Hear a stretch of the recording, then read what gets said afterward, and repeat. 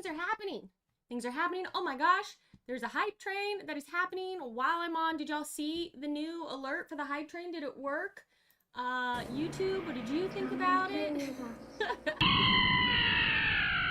Thank you so much for, wow, all sorts of things are happening. Thank you so much. Let me catch up on everything, and then, you know, we'll do things. It's going to be great. It's going to be fine. It's going to be wonderful. Once we get proper into the game, I'll turn alerts at least quiet.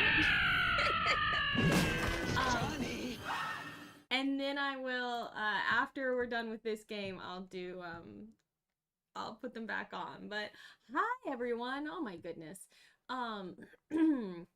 Level 5 is completed on the hype train. Hi, if you're watching on YouTube, there will be a timestamp, so if you're watching this after the fact, you can skip this part. But what's happening over on Twitch right now is a lot of bits or subscriptions. People are supporting the stream, so crazy things are happening.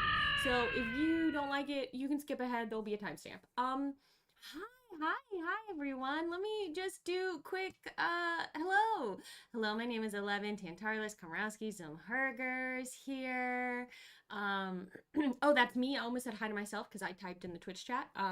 Sir Cordial Cat, hello. Acorn Squash, GM Gigolo. Happy birthday, GM Gigolo. It's so nice when you see people who share a birthday with you. Itel, Marzipan Beetle, Clorpdog, Solo Power Games, the 143 Army, oh, happy birthday to you last Wednesday. Happier here, the great Kevin. Bored at home. Paulus, thank you so much for watching over on YouTube. The Escapist Artist, hello. Oh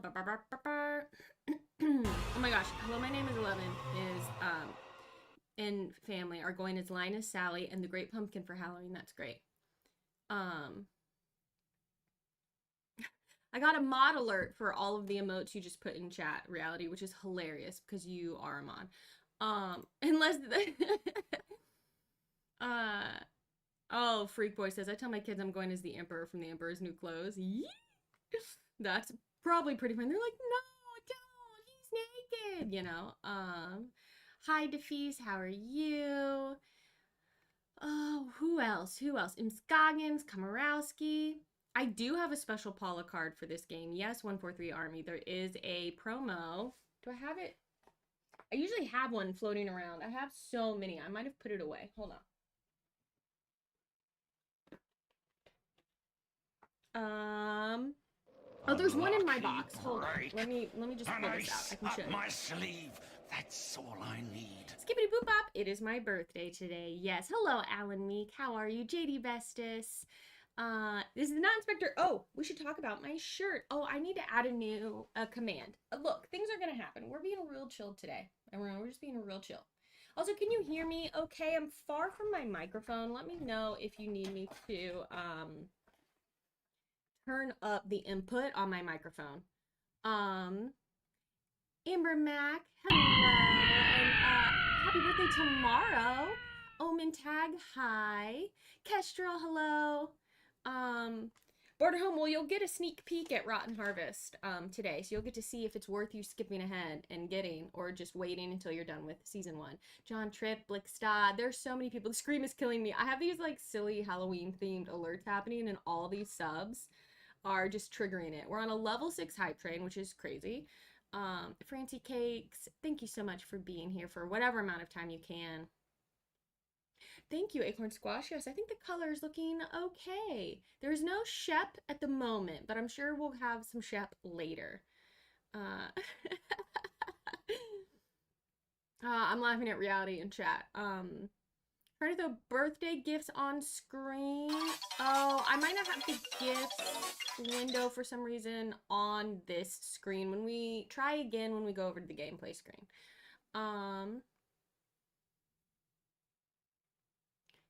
Yes, the promo in season 3, so I have there's a Christmas version of me. Is there anything I want for my birthday? I don't know. As I get older, it's so hard to think of things I want. Everything I want is expensive. I want like new lav mics. I'm a little quiet. Okay, I will bring up my volume a little bit. The scream is loud. It's supposed to like jump scare me, which is why it's so loud. I'll turn them off in a moment. Hi, Darkstar God. Thank you, Paula and Omen Tag, for the happy birthdays. I'm just y'all. Okay, okay. I love reality. I love when there's lots of reality in chat. I love it. Okay. Oh, I was gonna show my. Hold on, everyone. I was gonna show my card. We're also going to set up together today because I'm not set up. So here's what's happening today. We're streaming this playthrough to YouTube as well. Hi, YouTube. Um, And then when we're done with this, we'll end over on YouTube, but I'm going to stay on Twitch for a good chunk of the day, probably till like 4, maybe 5 o'clock my time. So we're streaming all day to celebrate my birthday. We're going to play a bunch of different things. I've got a solo Call of Cthulhu I'm going to try and do. There's some other board games I'm thinking about. We'll play some video games. We'll see what happens and how it goes. But yeah, planning to just hang out all day. And if you can be here and hang out, great, pop in and out. Or, you know, you do you, no pressure. Okay, so this is my card. It's back when my hair was my natural hair and before I got bangs. So this art is from a while ago. But that's my promo card, which you can get. You can also DM me and I can arrange to send you one. I have so many of them. You can also get them from Van Ryder Games directly. That is a thing. That is a thing. Okay, my coffee's gonna get cold. So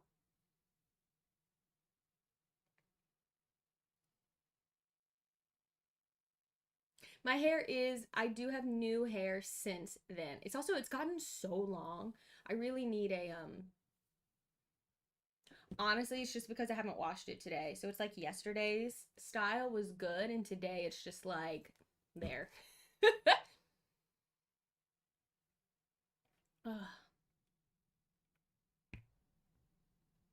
I will sign the card if you want it, as Free Boy points out. Yes, I will sign the card. Oh, is the chat?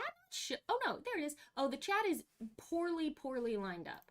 Y'all, why you let me get away with things that are? No, I guess you can see all of it. It's just a little weird. What if we did this? Hold on.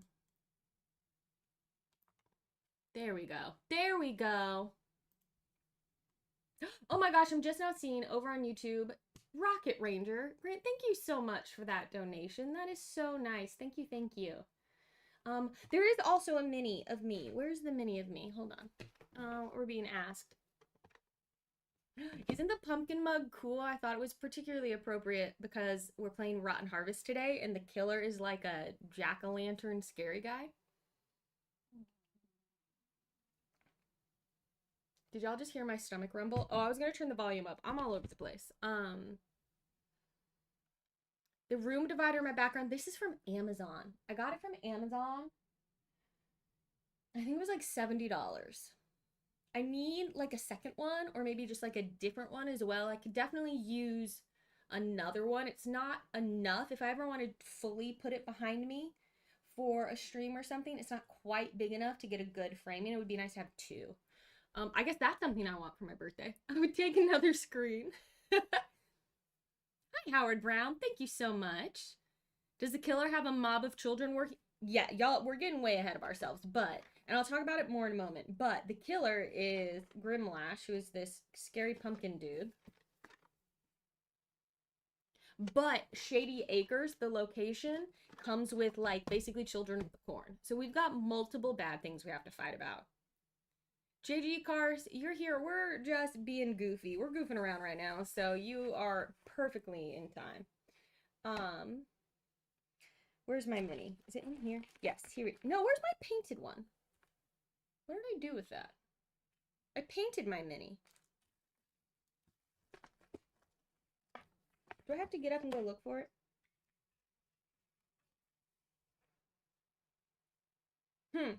Wait, because I painted it. Hold on. Everyone, hold on. Don't go anywhere. Don't go anywhere. Okay? I'll be right back. And then we're going to talk about the t-shirt I'm wearing. And then we're going to set up the game and play. Hold on.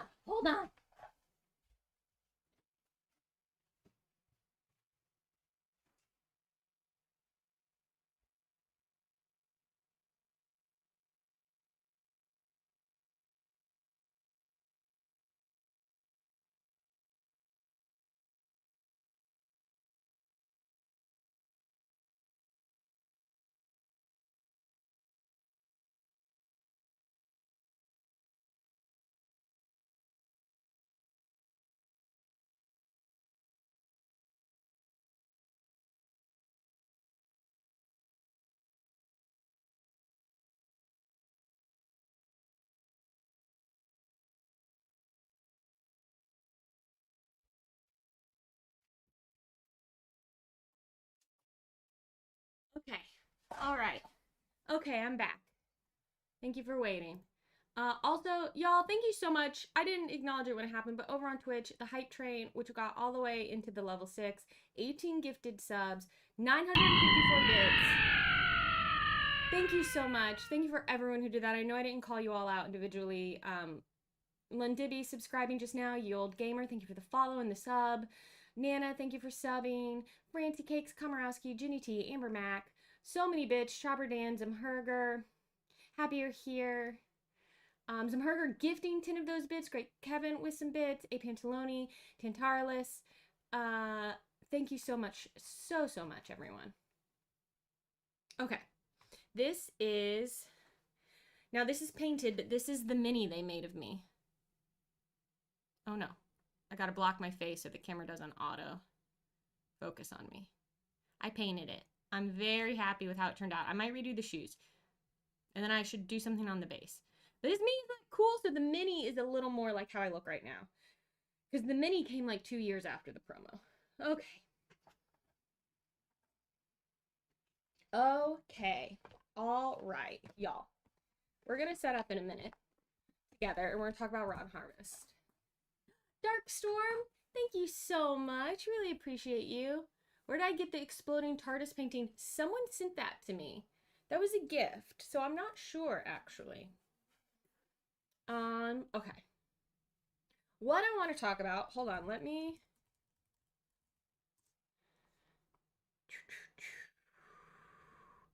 find the thing I want to talk about, because I'm wearing this t-shirt. Before we get started, I'm wearing this t-shirt. It's for the fear of God. My friends, this is a podcast. This is a horror movie podcast. This is my friend, Nathan, who I've known for like 20 years or something. Crazy. And they host a podcast. And it kind of talks about like the intersection of fear and faith and spirituality, and like where like they go really philosophical into horror movies.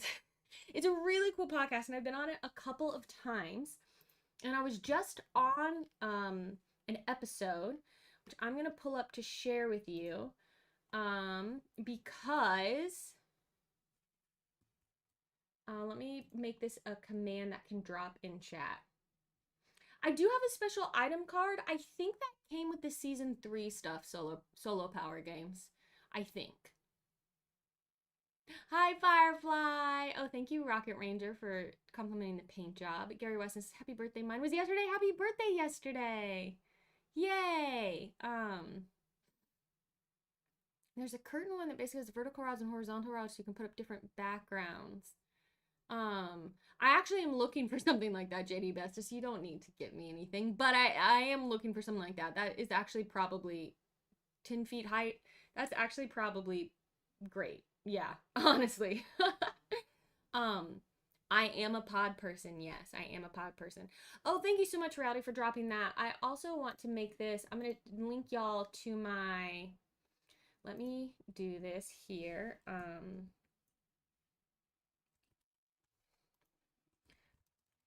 To my episode I was just on.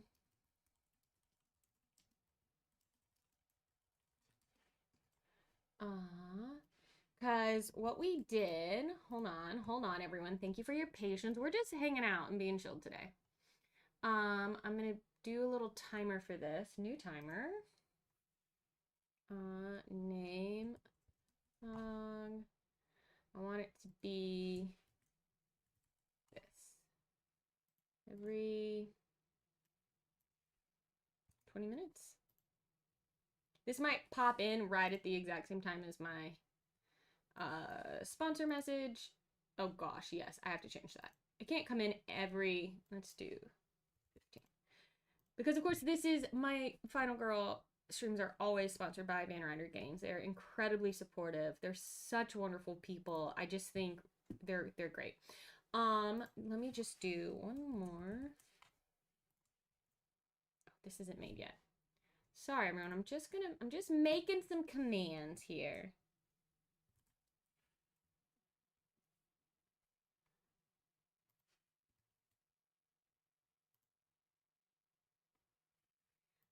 And then I'm going to tell you why I want to talk about this episode, why I'm specifically talking about it here.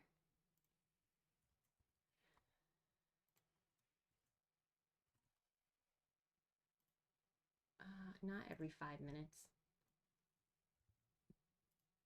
Okay. All right. Let's see how all that goes. Let's see how it goes. Judy Bessis, that sounds very cool, actually. Tim D, hello. Did Van Ryder start a 4th season? I'm picking up feature films I haven't heard of from the first 3 seasons. They're now releasing them less like seasons through Kickstarters and more like just every so often, every couple months, they're putting out a new feature film. So they're doing it less in like season and more like here's just another one. Edward Wood says Rotten Harvest is probably my favorite theme so far. I'm excited to try it. Perhaps says OMG, I'm on time for once, or I'm way behind. It's 9:25 and we haven't started. Kima, happy early birthday. I'm going to a dinner tonight. Just being kind of chill. Mostly my celebrating is hanging out with y'all here. So, oh, Reality, thank you so much for dropping that link in the Twitch chat. Let me see if this works here. So, okay. Wow, y'all, the delay on the YouTube stream that I see when I watch it, like to see like what's up, it's like 4 minutes delayed. It's so crazy. Okay. Fear of God podcast. So the reason I'm talking about it right now is because they recently, every Halloween, they do like a series where they talk about like a franchise. And this year they talked about Final Destination. And they asked Meg, Professor Meg, who is another Final Girl in the game, another board game person who also has a promo in the Final Girl game, to be on the episode with me. So it's 2 Final Girlers on the episode, which is why I'm talking about it right now. And as well, it is about we are watching, oh my gosh. How's that for volume? I brought myself way up. That should be significantly better. So sorry, it was so low. We talk about the 4th installment of the Final Destination series, which is called The Final Destination because I thought it would be the last one. And then they were like, this movie is terrible. We should make something else to go out on. So it is no longer, it's now like Final Destination 4. It is the only Final Destination movie I've ever watched. And it's one of the worst movies I've ever seen. And we had so much fun talking about it.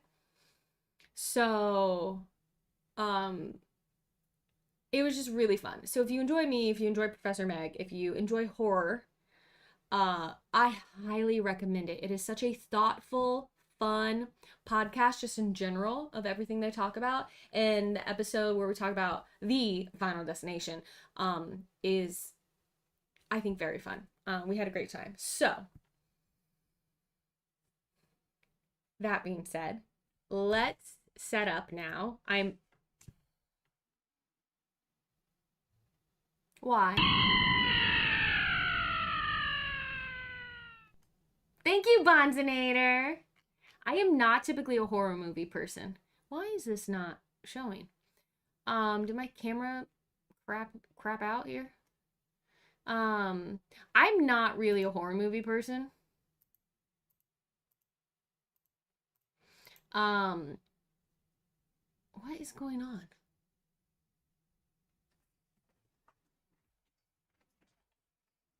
So yeah. I love horror in my games. I don't really engage in it much in terms of like movies. Why? Because it's my birthday and OBS was thinking of me. Alan says I still haven't finished the 4th Final Destination. Dude, just skip it. It's hot garbage.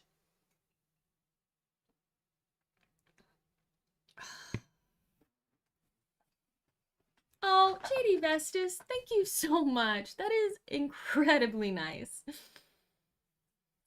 Oh, I can't do haunted houses. Great, Kevin. They freak me out. Did this like turn off? Is my... Hold on.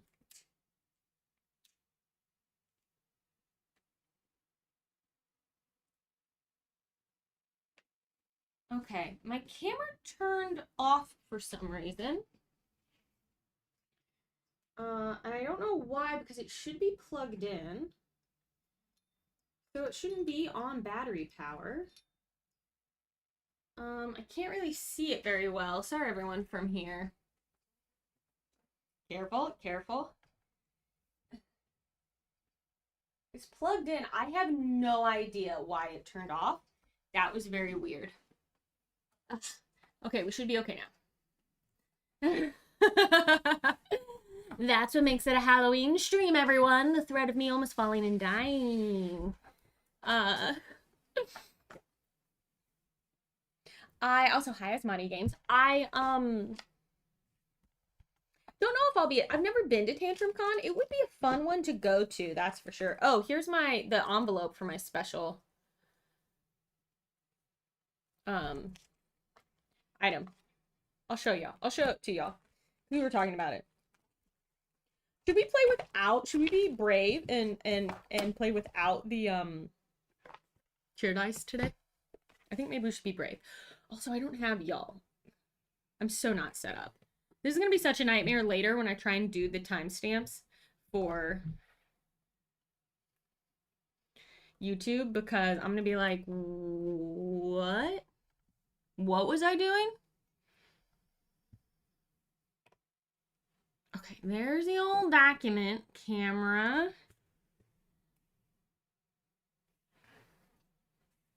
Let me get this in a better position. Everyone, it's gonna be fine.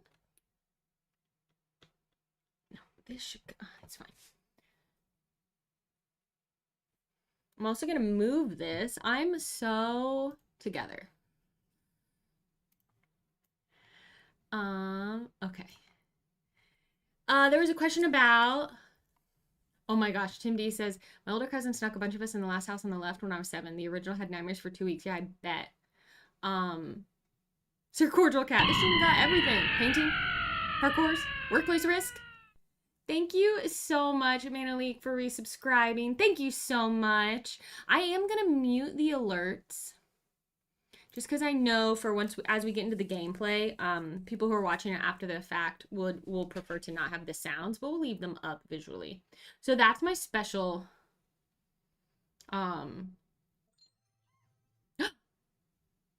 Witsy 7,777 just redeemed. Suggest a poll.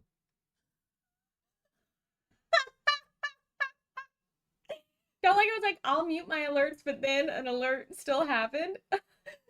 I've done some new setup over on Twitch, and so it's going crazy. What poll would you like? Tier dice, yes or no? Okay, we will set up a poll over on Twitch. If you would like to voice your opinion on YouTube, just put it in chat. And then based on what you all want, should I use the tier dice, and we'll see what wins. And we'll let this run for 2 minutes. 2 minutes. So that's my special. Who knows what I was talking about? I am the most ADHD when I'm streaming. That's that. The Mortal Kombat games are based off an old Scandinavian church song, also known as Finish Him. I did not know. Hey, JG Carr says I just got the ultimate boxes for seasons 1, 2, and 3 on the way. Happy spooky season. Okay, Lazara wants tier dice. Hi, Stiletto Gal. Hello, Matt. How are you? Okay. There was a question about my stream setup, I think. So, this, what I have right here, is a document camera. Which is great. I got this off Amazon recently. There it is right there for like $90. And it's great for, it's like an overhead camera like you used to see like in school. Maybe they still use them. And so it's great for showing little card close-ups. Some people put green behind it and like key it out so they can have it like on top of their play space. I just have it on my table because it's easier for me. And then I have a face cam. This is my Sony ZV-1, which is a great little like vlogging camera that I'm a big fan of. Thank you so much for the bits, Legends DM. Oh man, I'm sorry. Here I am. I've turned off some of the alerts, but the rest are, I have some new stuff, YouTube, so I haven't figured it all out yet. Thank you for gifting the sub, Warple. I really appreciate it. Everything's going a little crazy, YouTube, because it's my birthday. So, okay, we'll stack these off to the side for if we want them later.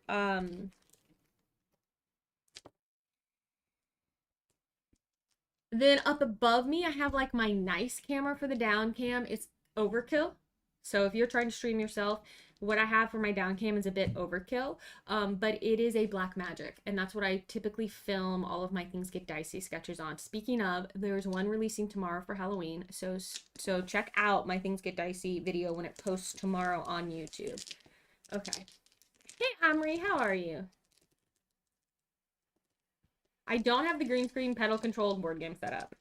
I do have a pedal. I could, but maybe I'm getting a new studio space, and when it's ready and I'm able to leave things more permanently set up, maybe it makes sense to do. Okay.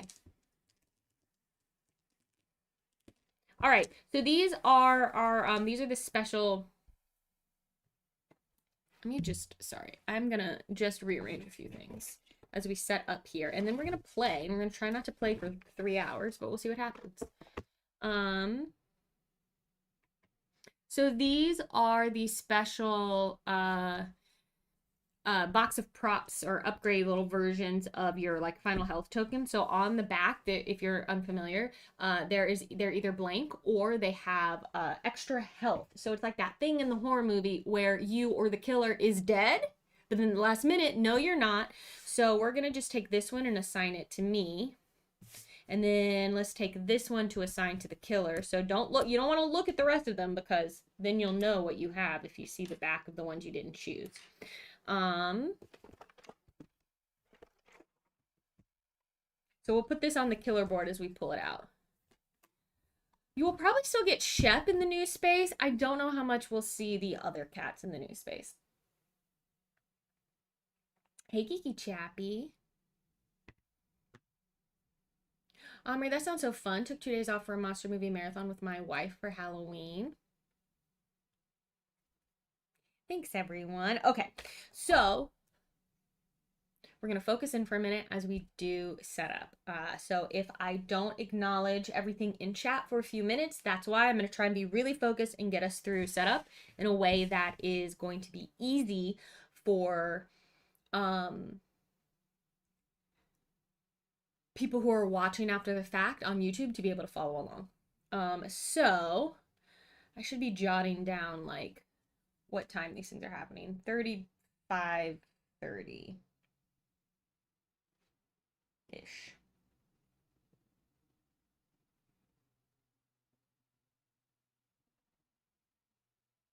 Okay. All right. So this is Grimlash. He is our killer in this scenario, Ron Harvest. He has room for 2 potential minor dark powers. Our horror level will start at 4, and he has 10 health. So this is 1 of his 10 health. That's a lot of health. Uh-oh, Solo Power Game says you have a box of props. Might want to get that desperation die ready. Okay, 68% of people in Twitch said yes to the tier dice poll, and I think a few people on YouTube also said yes. So it looks like I might be using the tier dice. 4, 5, 6, 7. There's cat hair everywhere. I'm so sorry, everyone. 8, 9. 1, 2, 3, 4, 5, 6, 7, 8, 9, 10. And let's see. Here are rules. The Grimlash rules are quite simple. He just has a Harvest Madness track. So we have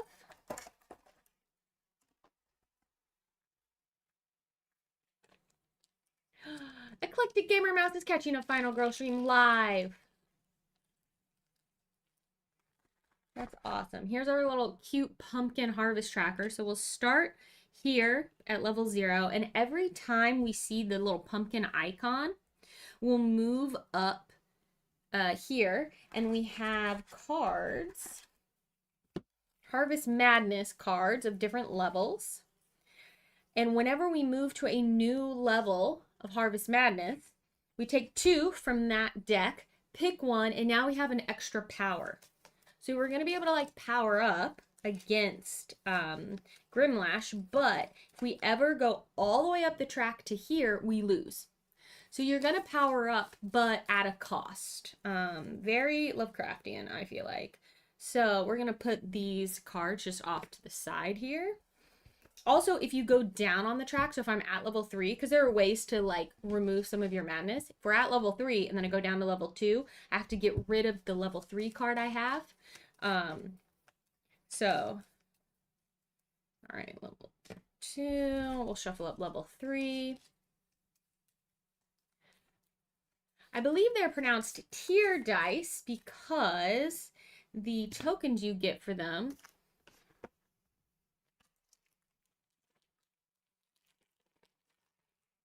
are shaped like tiers.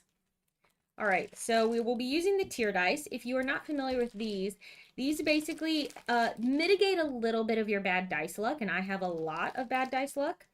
And so what you can do, they replace your regular dice, or technically you could use the regular dice and just know that your 1s and 2s will get you tier tokens. Whenever you resolve an effect with a full failure, you get tier tokens based on what's showing on the dice. And you can use those on the tier board, here we go, to unlock special abilities. You can spin those tiers to gain a time, 2 tiers, roll a die, 3 tiers to lower the horror level. I like to use this side though, because 2 tiers means you can move 1 space. And I find that incredibly helpful, just being able to move around the board more. So we will use these. Oh my gosh, everything's a mess. I'll put them here. The tiers off to the side. Okay. All right, and then I'm going to play with Joy as my final girl. I like her. She looks like a hillbilly. Sorry, that is actually an offensive term. But I went to school in the North Carolina mountains, so I'm gonna claim it for my own. She has 6 health. 1, 2, 3, 4, 5, 6. That's one reason I'm choosing her over Vicky. Vicky has 5 health. She only needs to save 5 people, but I really like that Joy, when 3 of the people you save, you can lower the horror. Also, this is really why I want to use her. So if we can unlock her ultimate ability, once per turn, you may ignore a single damage or loss of health. If we can unlock this, that could legitimately help us win the game. So that's why I want to play with Joy. So that's what we're doing.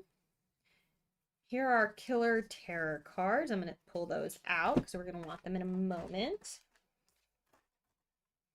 Then these are the Dark Power and Finale cards. Here, I'm going to take out the Epic Finale and the Epic Dark Power because this game is hard enough. I don't need it to be harder. So, whoa, Alan Meek says that ability saved my first game with her. Tears of Joy dice, yes. Yeah, Strovian says Joy looks so cheerful, probably the most optimistic of the final. She's just living her best life, y'all. You know? Also, if I play with Joy, because she got like a little piece of straw in her mouth and stuff, that gives me full reign to speak like this if I want to. Alright, this is the Dark Power. So that card goes there on the killer board. And then these are the finale cards. We'll take that one, and that goes there on the killer board. All right, our killer is set up. Easy peasy. We're done there. Set that off to the side here.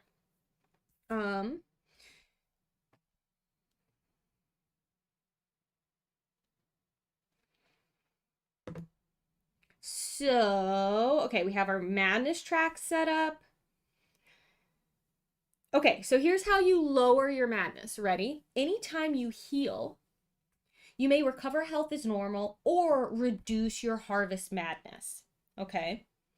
If we have a harvest madness card that's like flip it once you've used it, during upkeep, we can refresh it. So those are the rules. Those are the rules for Grimlash. Done. Easy. Good to go. I'll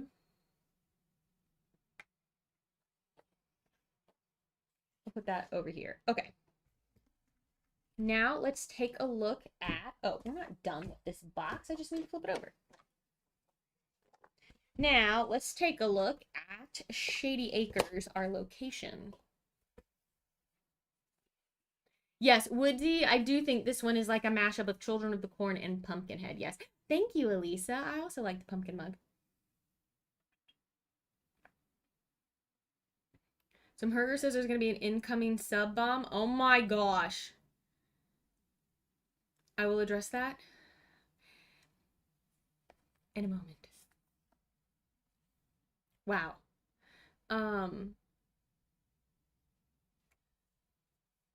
Raven, thank you so much for gifting 20 subs over on Twitch. That's so incredibly wild. And because it's my birthday and I want to, and sorry, people watching this later on YouTube, I know some of you don't like this, but I want, did the alert play? Did it happen? Is it happening? I don't know, y'all, but that's incredible. Thank you so much. Okay, here we are at Shady Acres.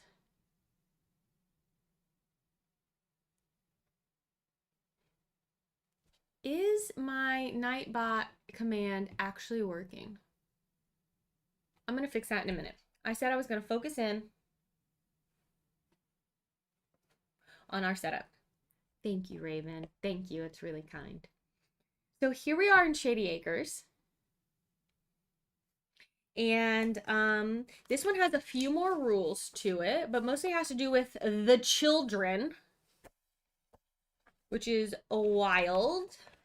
Thank you, Hexstar Dragon. So these are the children won't. Somebody please think of the children. I realized I've put my harvest cards in a terrible place. So we're going to put them somewhere else. We'll put them over here.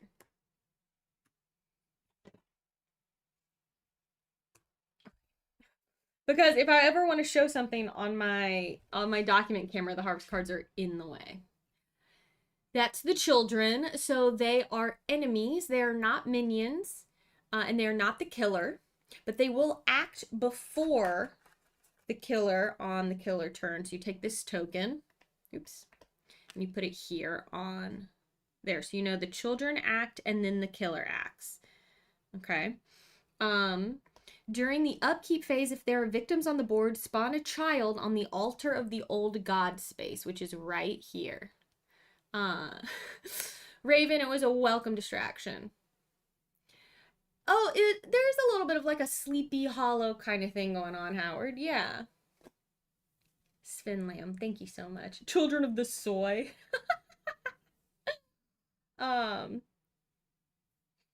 Sorry, also my phone is blowing up right now. Because everyone's like waking up and being like, oh yeah, it's Paula's birthday. We should wish her happy birthday.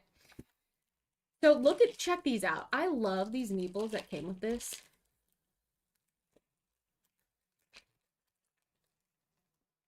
These are the children meeples. Look at how, like, what?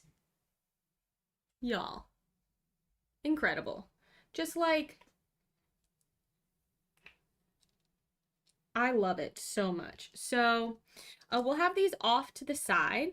Or they live on this card, I think. Which we'll put here.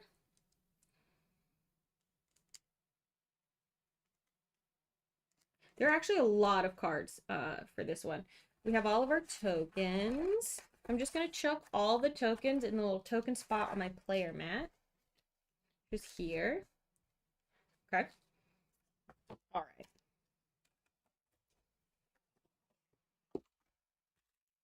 Okay. Okay. Okay.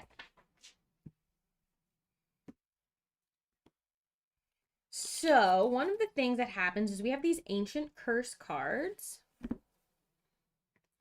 And bad things happen when they get activated. And the way they get activated is the children are going to try and kidnap victims off the board.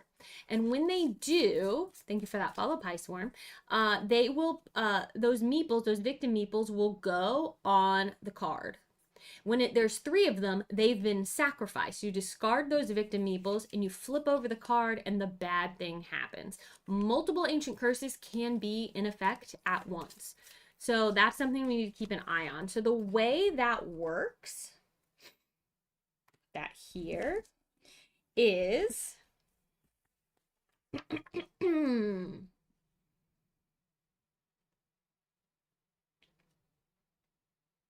children are activated one at a time, starting with the child closest to the altar of the old god space and ending with the child farthest from the space. During upkeep, we spawn one here, which we already said, and then one starts there. So one starts here. Okay. The children can be attacked and killed. If a child is killed, their meeple goes back to the children card, available to be respawned again. Children, if you're in a space with more than one, you can split up your damage. You're basically attacking them all at once, and you can split your damage amongst them as you wish. Oh, yay, Pie Swarm. Thanks for being here. That's so lovely. Yes, Ardan Henry, now the rest of the meeples of victims look naked. You know, look, it's a hillbilly town. I really shouldn't say that. Again, I'm from there, so it's fine. It's not really. Put my little timer over here. This is, remember when I said this was going to be a focus setup? So, if I do 3 damage, I can do 2 to 1 and 1 to the other. They only take 1 hit to kill, but you basically can combine, for all of them.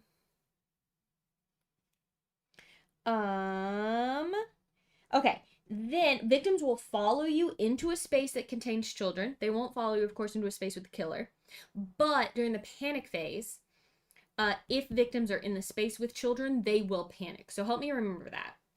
Reality says, no one believed you, Paula. Don't worry. Yeah,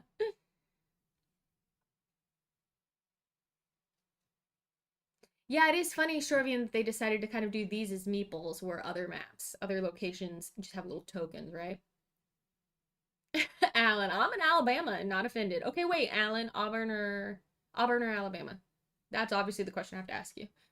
Lynn Tibby, thank you for that donation. That's so kind. Okay, here's the important part. Abducting victims. This is what got us talking about it, because when you abduct the victim, that's what's going to start activating the ancient curse. Also, sorry about the glare. Hornist, same. So, the children appear to be under the control of ancient gods and abduct people to offer them as sacrifices. When the children resolve the abduction icon, when on the space with the victim, so anytime the children, which is actually right here, the little like tied up hand kind of symbol, it's probably hard for you to see. Whenever that symbol happens and they're in a space with a victim, they will try to abduct that victim. We'll roll a die, and on a 1 to 2, they have abducted the victim. On a 3 to 6, they fail. And by abducting the victim, it's been sacrificed, they're killed, so the bloodlust will go up, all those things. Speaking of, we'll put our bloodlust marker here. What else do we need? We'll pull out our special victims, our special victims unit.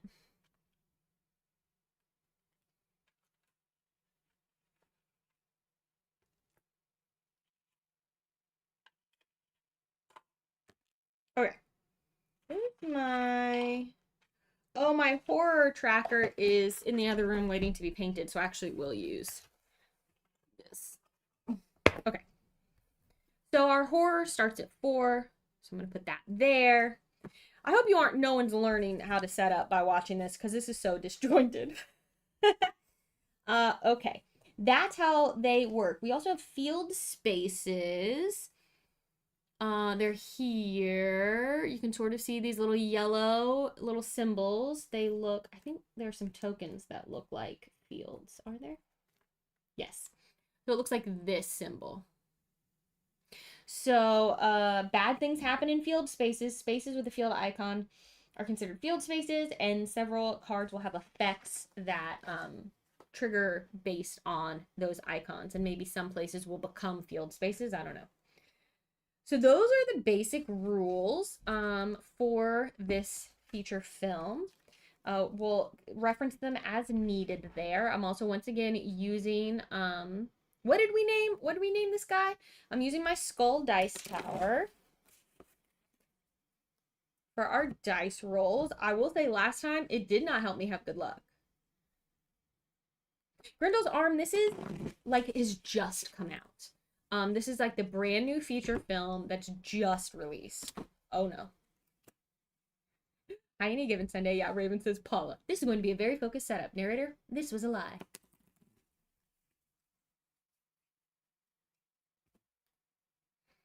Ah, yes, Stiletto Gal says, join the VRG Discord to stay on top of the next couple releases in the next few months. Yeah, they're like coming out with stuff now like throughout the year rather than doing it as like seasons. I'm pretty good any given Sunday. How are you? Okay, so this is shuffled, so we need 10 of them. 1, 2, 3, 4, 5, 6, 7, 8, 9, 10. All right, the rest of these will be set aside. These are our terror cards. We'll flip one every turn, and if we ever flip over the last one, we go straight to the finale. This is bad stuff that's going to happen every turn. Okay, we have our items. There's some cool items in here, y'all. Should we seed anything? Let's take a look. Sometimes I like to seed items. That doesn't mean I'm going to get them, as you all know, but thank you, Ghetto Dog. Combine keys that let you like move through field spaces. Decrepit plow, look at this. It does 2 damage. I love that, but you only get 2 uses out of it. The moonshine jug heals you but for 4. This is the one I want. Corncob pipe. You discard it to lower the horror by 3. What? That's crazy. There's a scythe, a sickle, a rusty pitchfork. I think we just... Children's toys. Replace a child in your space with a normal victim. That's cool. Bag of feed. Hop on a nearby cow. Discard to move up to 4 spaces. Oh my gosh. Cowboy boots. Let you move 2 spaces. This is so good. Cornhusk effigy. Discard to remove an active ancient curse from the game. The Farmer's Almanac. Locus of Insanity. Once per turn, you may increase the horror to place yourself in any field space. So you lose your mind, basically, as you teleport yourself from field space to field space. Won't someone think of the children? Play along, Amber Mac. Why not? I like what Alan thinks. It's my birthday. Put it on top of the deck. All right, where is it?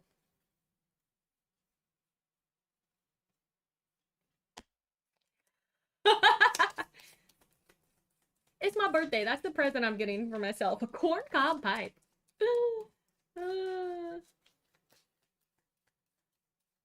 Okay. So, 1, 2. These each get... Oh my gosh, I can never remember. Is it 3 or 4? I think it's... Why can I never remember? Somebody tell me in chat. Is it 3 in each one? It's 4 in each one, right? And the top one's face up. It's my birthday any given Sunday.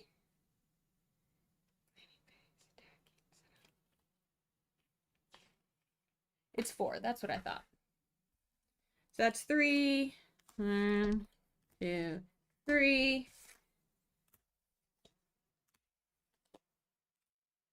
Okay, here's what we got. Here are our items for the game. Of course, we have on top, oh my gosh, hair everywhere. The corncob pipe, because we cheat, because it's my birthday.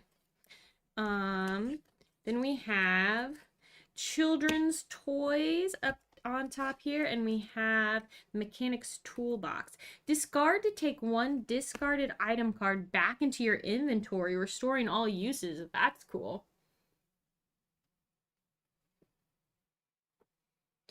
All right, we'll shuffle up our events. We'll pull out our action cards, and then we're actually ready to start an hour into the stream. Y'all know how it goes. Let's use this setup card.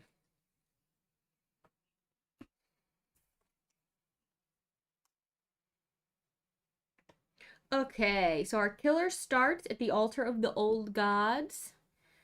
I start down here in this field space. And then we have a victim here, a victim here. This is Ralph's garage. That's where we can do some searching for items there. We have two victims here. One here on the road, another one on the road, one here. Two at the old barn, which is another place. That's where we can go for our corncob pipe. I think if we can get that, we use it just right away and try and ride a low level of horror for as long as possible. Oh, these don't go here. One starts at the altar of the old gods. What am I missing? Two in the hayfield, one in the hole. I don't know, y'all. One at the McCoy farmhouse and two in the cow pasture. This is called harvest season and everybody's very spread out. I need more victims. Okay. I have extra in the box if for some reason we need more. All right, I think I have that right. Now let me get my actual cards out. You know, the things you need to be able to play the game.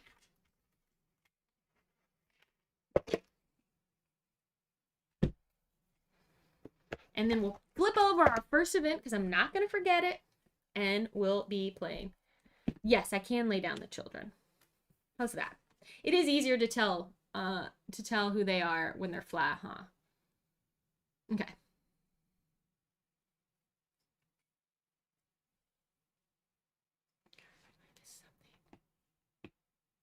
Yes, Woodsy, you're correct. One child starts at the altar. Children of the corncob pipe. Okay, I'm just going to set up my little tableau here.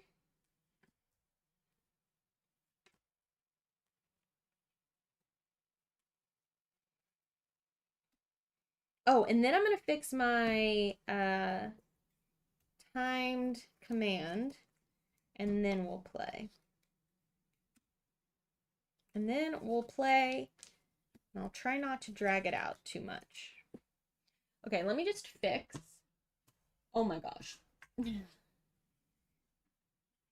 My command that isn't working.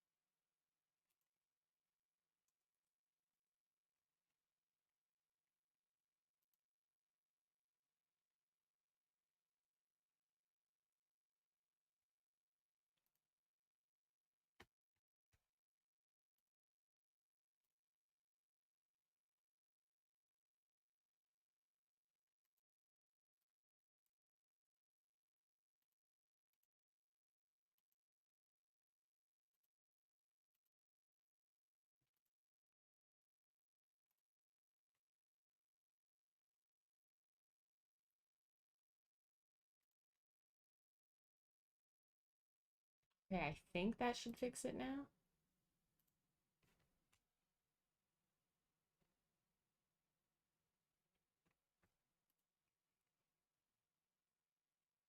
Sorry, everyone. Stand by.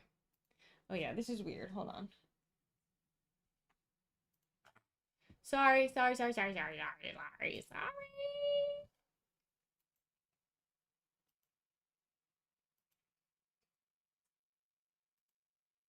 Okay, that should be correct now. Oh yeah, don't kiss the skull because that's what we did last time, and we did not have good luck.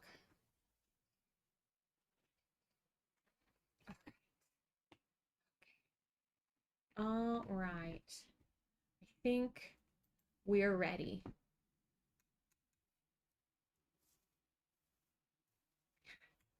With a corncob pipe and a missing nose and 2 eyes like flaming coals, Grimlash the pumpkin was a very evil soul.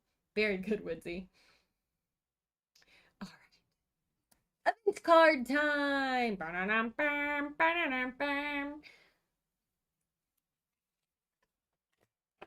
Oh my gosh, we have a harvest cultist, which makes sense because our setup is a harvest. So we will get our orange special victim. The closest victim to you is now the harvest cultist. During the upkeep phase, move the harvest cultist 1 space toward you, and if they're in your space, you both move 1 space toward the killer. If you save the harvest cultist, lower the horror by 2. Wow, interesting. Okay, so it goes the closest victim to you. So it's either Ralph's garage or this one in the field. So I'm going to roll a die to determine which one it is. I would like it to be this one because that's very close to the exit. So we could save him very quickly. So, like Rear Boy says, sadly, you choose which one is worse. I get to choose however I want. Oh no, the Dukes of Hazzard thing. I'm so sorry, Tim. You can choose what's worse for you, what's most thematic. And they say when it's ambiguous, and in this case it's ambiguous, I think. The most thematic, the funniest, or what's worse for you. I think in this case, I'm going to roll a die to determine it randomly. I think that's following the rules. Maybe I'm wrong, Freak Boy. Maybe I'm wrong. So, we'll see what happens.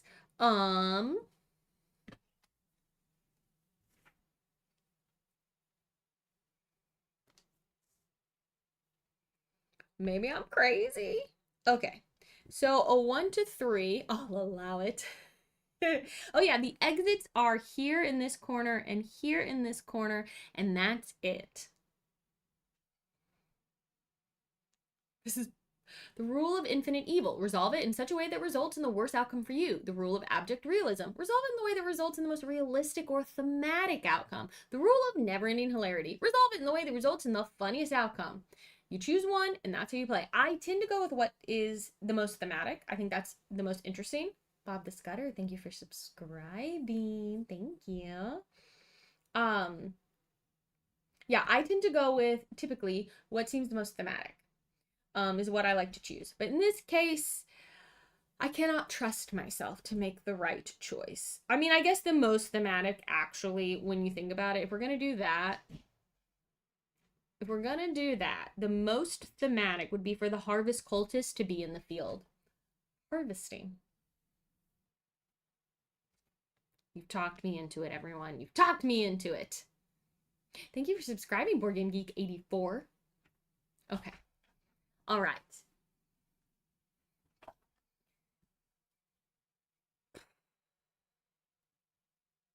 I want to go to the old barn anyway. So y'all are going to help me keep up with this. During the upkeep phase, move the harvest cultist 1 space toward you. And if we're in the same space, we both move 1 space toward the killer.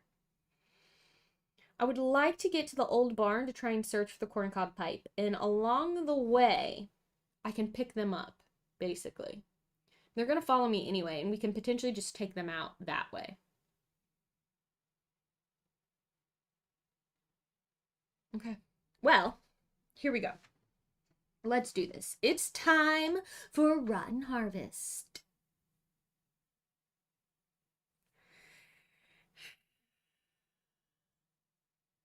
Well,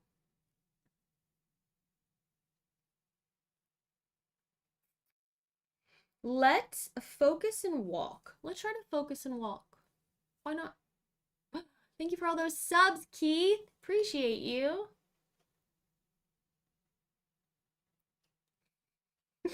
I feel very supported by chat. Don't worry. Sorry, y'all can't see the cards I'm looking at. I think we're going to play focus. We're going to use our lovely little skull head here, and the dice results will come out there in the mouth. So we have 2 dice we get to roll. I should get a new playmat. Okay, ready? Oh, that went out. Oh, that's a fail. That is a convert. Cool. I can just lose 2 time, but gain a... I can do nothing, lose 2 time. Can't see them. I can discard 2 cards to convert this, but like, I think we take the tier. We'll take the full failure. We will lose 2 time for it, and then nothing else will happen. But I'll get a tier token, which I can potentially spend later to get time back, or once I get a second one, I can spend them to move 2 spaces. Wow, usually, here's what normally happens. I start off rolling a little hot, and then my luck degrades over time. That was a pretty bad opening roll. Pretty bad. Trying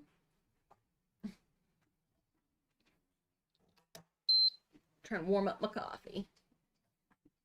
Come on, Van Ryder Games, send Paula a new playmat. I should just get, they send me so much stuff, I should just buy the playmat.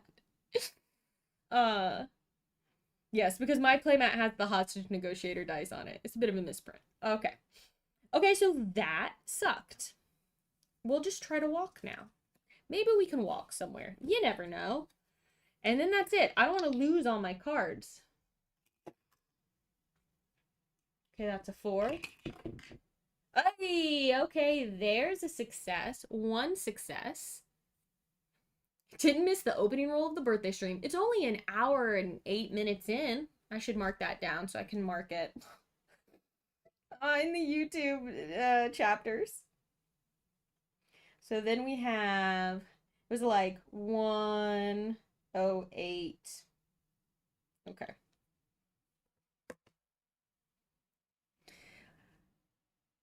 Great. It truly is like the most ADHD I ever am is when I'm streaming.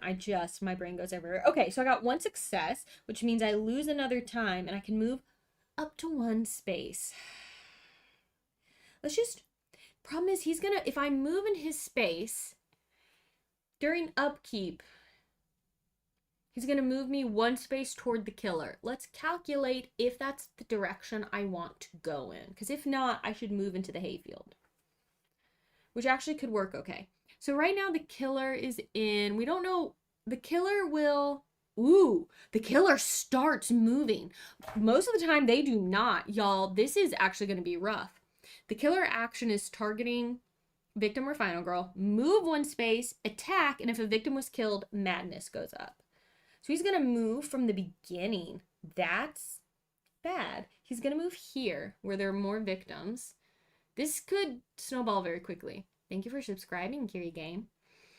So he's going to be here. So if I'm in this space, yeah, it won't make it. That'll be like 1, 2, 3, 4, 5. 1, 2, 3, 4. Yeah, it'll go that way. 1, 2, 3, 4, 5. 1, 2, 3, 4, 5. I could go that way, but that feels too convenient. I'm going to go up into the hayfield for my 1 movement and let Mr. Harvest Cultist come to me a little bit. Oh no, the killer won't be able to get here in 1 step. Good call. Sorry, my victims were blocking the fact that these 2 spaces are not connected.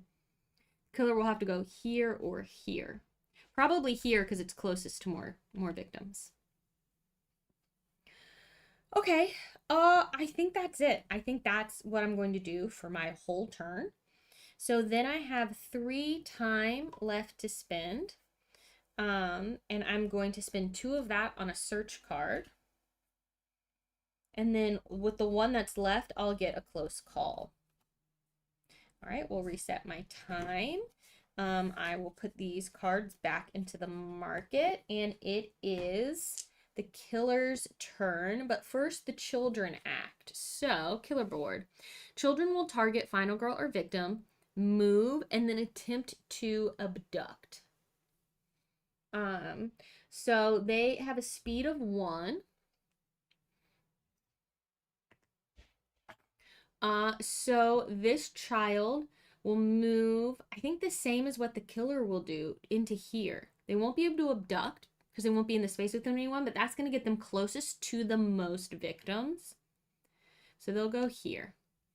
Then they cannot abduct because no one's in their space with them. Then the killer action, same thing. I believe the killer will go here where the child is. There's no one in that space to attack, so he won't do that. And so madness doesn't go up because the victim was not killed, but it's only a matter of time. Some Herger, I'm trying to be better. Now we pull a terror card. Nobody knows where they take them. If there are no victims or children on the board, draw a new card. There are, so we'll keep this one. Panic all victims in the same space as a child. Ain't nobody there with you, son. For each child with a victim in their space, resolve abduct as if you had rolled a 1. Y'all, brilliant. This makes up for the bad roll that started the game. Nothing happened. Ha ha ha ha.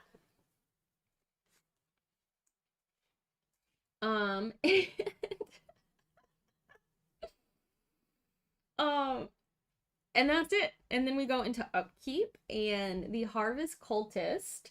No one panics because no one died. So during upkeep, the harvest cultist will move 1 space toward us. So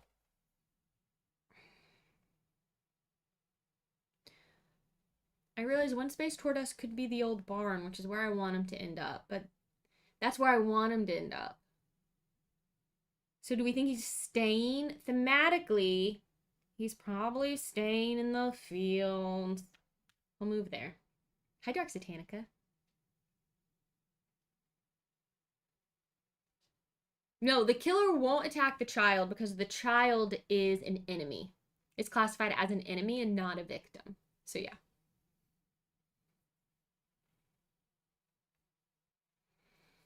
And I don't believe I need to roll to abduct because the child is not in a space with any victim. So there's no one for the child to abduct.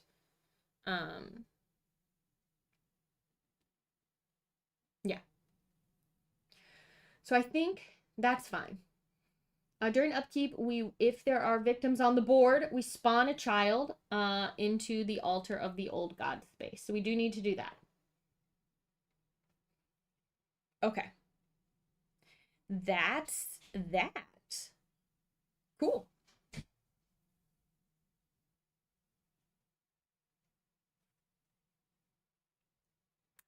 Sorry, what's happening in chat about, we're talking about rolling, convince child to abduct the killer and you win. Grimlash might be a murderous pumpkinhead, but he's good with kids. That's right. Typically you would roll to abduct. So on the child's enemy phase here, before the killer acts, if they're in a space with a victim, they will attempt to abduct. You roll a die, and on a 1 or 2, they're abducted. On a 3, 4, 5, 6, like this, they do not get to abduct. So that's how that works.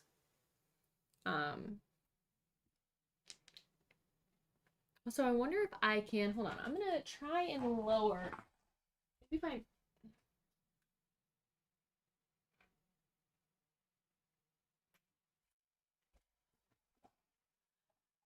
I'm just gonna make it a little darker in here. That might help a little with the glare. I don't know, maybe it's just darker and harder to see. What do y'all think? Let me know. Okay. Hi, homemade dog biscuits. I hope you enjoy this feature film when you get it. It's so dark now. Okay. It's spooky. Great. My turn again.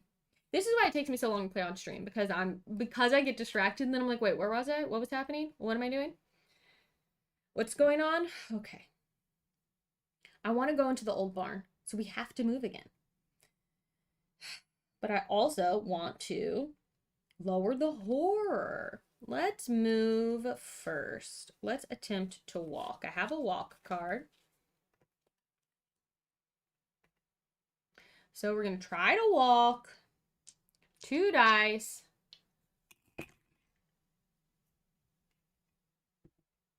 All right, that is a success and a fail. I won't get the tier for this because I'm going to resolve the success. So that means 1 success. I lose a time. I can move up to 1 space. These 2 victims will go with me. So we're going to move into the old barn where I now have 4 people hanging out. Okay, we've done that. Now I would like to search because we're in the old barn, and if I can search, I can get the corncob pipe, which is going to help me lower my horror and down by 3, which would get it to the 1 spot, which would be great. But I have to have a successful search first. All I need is 1 success. Honestly, all I need is no successes, but the horror would go up by 2, which would kind of negate the purpose of getting the corncob pipe. Y'all, we're having a party in the old barn. That is where people party. That's where they party back out here. Okay, so let's see what happens.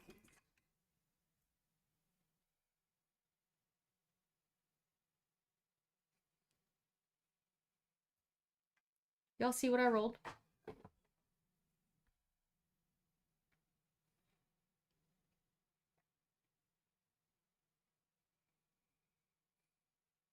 I just don't even think that's worth it. Well, do I get a tier for each one that shows on the die? Or do I just get 1? I'll take 2. That would be really great. Oh man. All right, well, I'll get 2 tiers as I cry.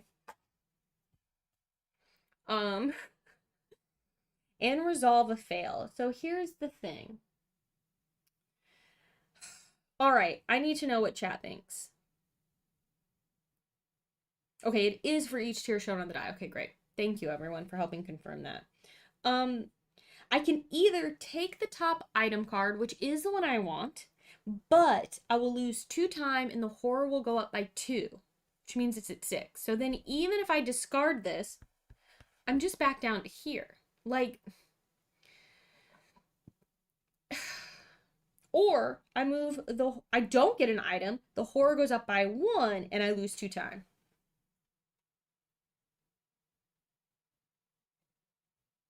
Four tiers in 1 roll. Curie game, that sounds like how I roll.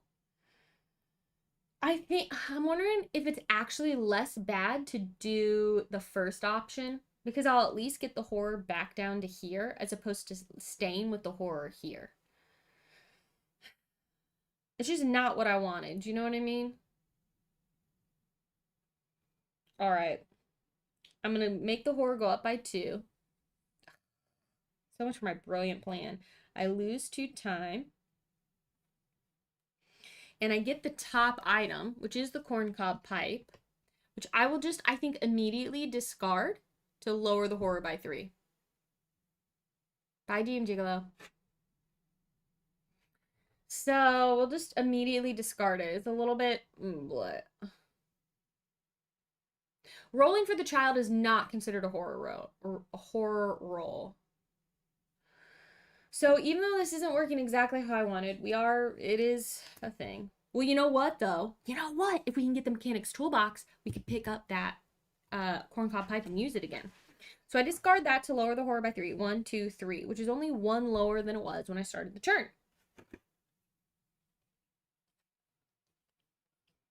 I could focus and try and lower it again. I could have played a close call. You know what? That's okay. I'm not going to. It is what it is. I'm not going to retcon it.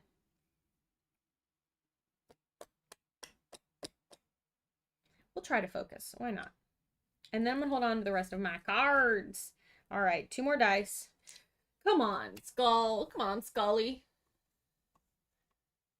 I'm patiently waiting for you to start attacking children. We're going to have to do it. They're not real children. They're monsters. That's a success. That is not a success. But that's okay. I only need one success. We'll lower the horror by one. So now it's down to two. I do lose a time. I only have two to spend. It's not great, but I will spend that two. Should we do it on a sprint? It's too bad. What? Only two victims follow you, right? I play this game so much. Why don't I? I'm like suddenly questioning all the rules that I know. I don't think three follow you. I think only two will. Yes, two victims.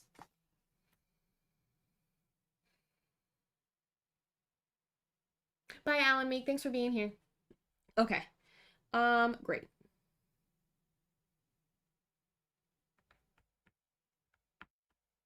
Yeah, let's get a sprint for two. Spend my two to add a sprint to my hand. We'll reset that. These cards will go back. Look, that was not super ideal, but here we are.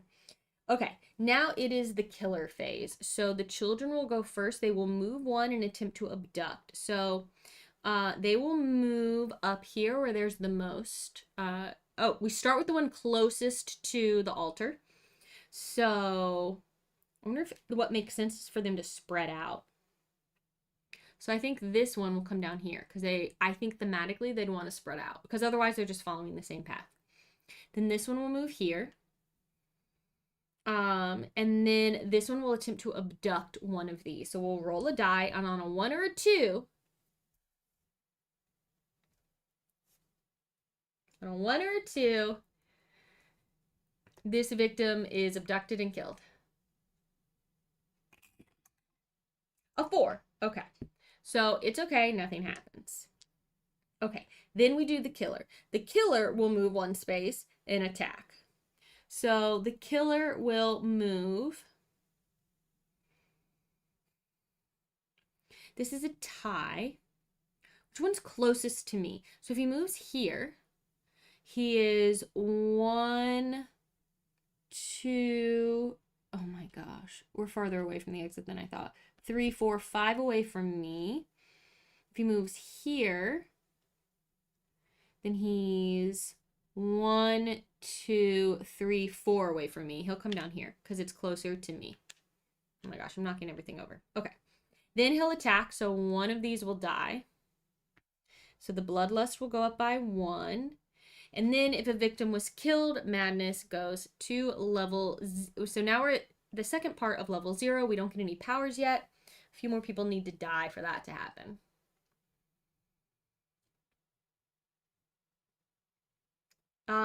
The victims are killed right. Oh, the victims are killed right away. If they're abducted by the children, they are also killed right away, but their bodies go on the Ancient Curse card. Okay, now we flip over our Terror card. Out of gas. Oh no. Place 3 new victims in the road space connected to the hayfield and draw an event. I'm going to take these 3 that I have. The road space connected to the hayfield. Here's the hayfield. So in this road space, oh my gosh, there's now 4 people there. And draw an event.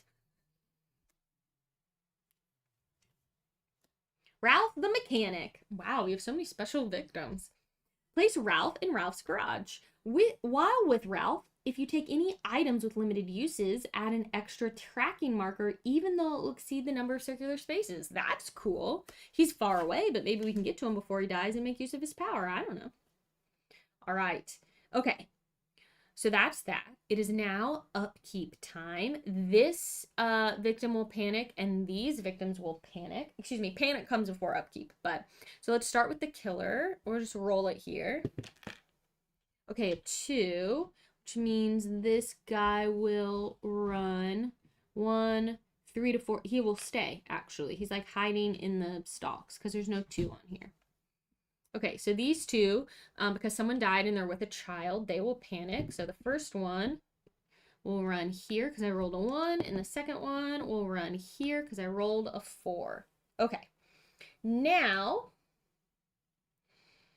the last child will spawn at the altar of the old gods.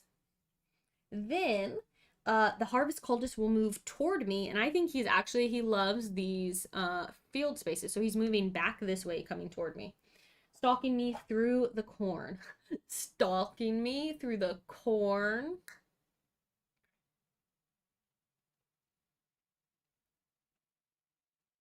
Okay. I think that's everything for upkeep phase. Great. It's me again. Okay, if I want to save these victims, we have to move here, here, here. We literally have to go 3 spaces to save them. I was hoping these 2 were connected. They are not. I have to go onto the road. Oh my gosh. Only 2 of these people will come with me. There's... Ah! Oh my gosh. I feel like... I have small hands, y'all, but I feel like I have giant hands right now. This is a lot of people. Let's try to sprint.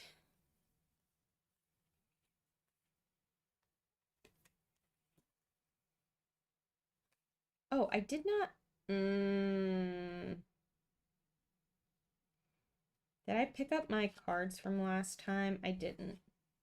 So I only did 1 walk. A walk and a focus should be in my hand now. Sorry, everyone. Pretty sure that's correct. So we're going to try and sprint. I'm going to roll different dice. We're going to see what happens. Ready?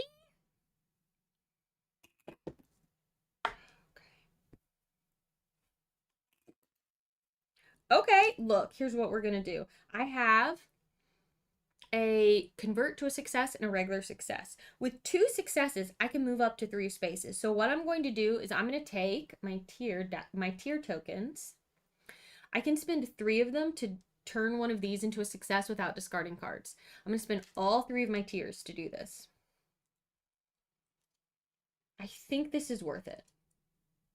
So that becomes a success, which means me and 2 people, we'll leave this one behind, are gonna go 1, oh, sorry, y'all can't see what I'm doing.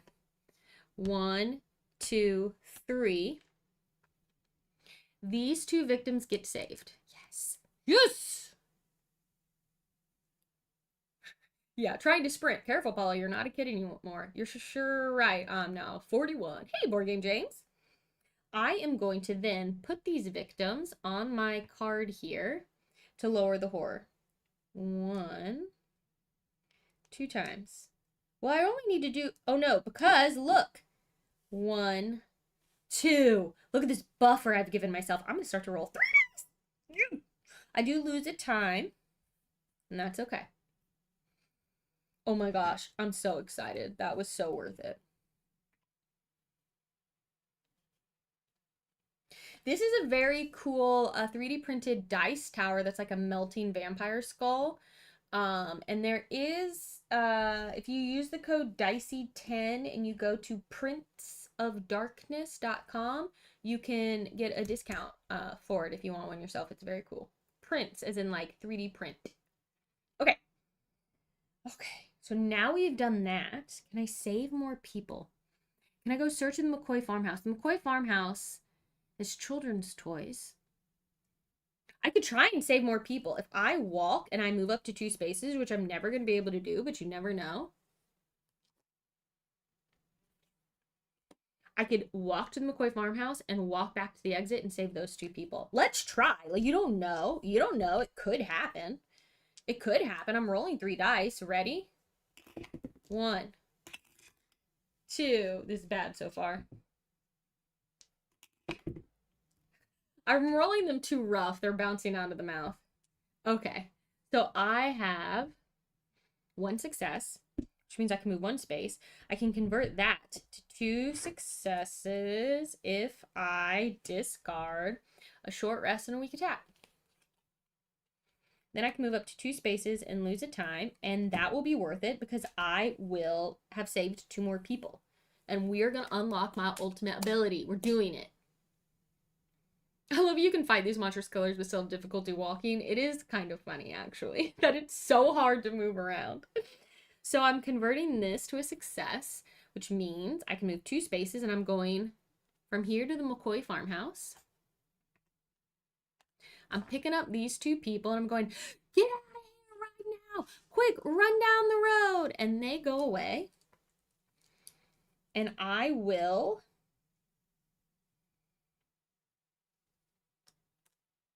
move. I will put here and here, which is going to give me 2 time back. I'm 2 away from unlocking my ultimate, y'all. Am I starting to get good at this game? 1, 2. I have 6 time to spin, and I'm done with this turn because I only have 2 cards left. So with 6 time, the killer is kind of far away from me, and he is going to kill again.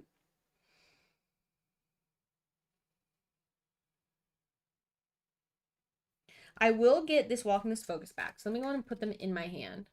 The girl tripping is a horror movie staple. Fair. We'll see you later, so cordial cat. A birthday win would be really good.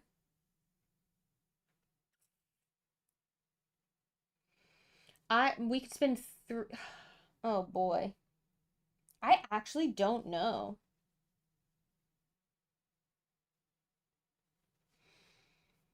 I could try and save up. I could get a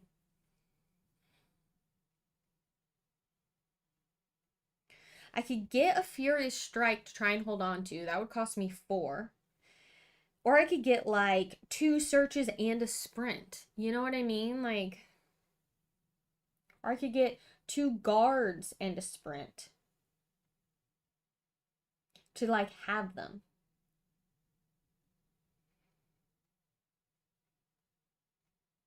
I don't know. I don't normally have this much to spend.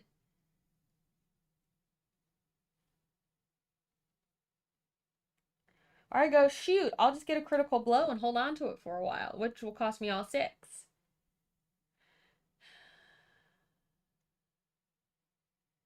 Let's get a search, a sprint, and a guard. That's what I've decided. They are each 2, so that would cost me all 6. So, okay. What a mess. What a mess here. That's what I've decided I'm doing. These all go back into the market. Because at this point, I think it's better for me to have more cards and options. So, all right, that is my turn, which means it's now the children's turn to act. So they will target, move, and attempt to abduct. So they're coming back after this person. Oh, we start with the one. Oh, they can move right here. So we start with the one at the altar of the gods who will move here. And then this one will move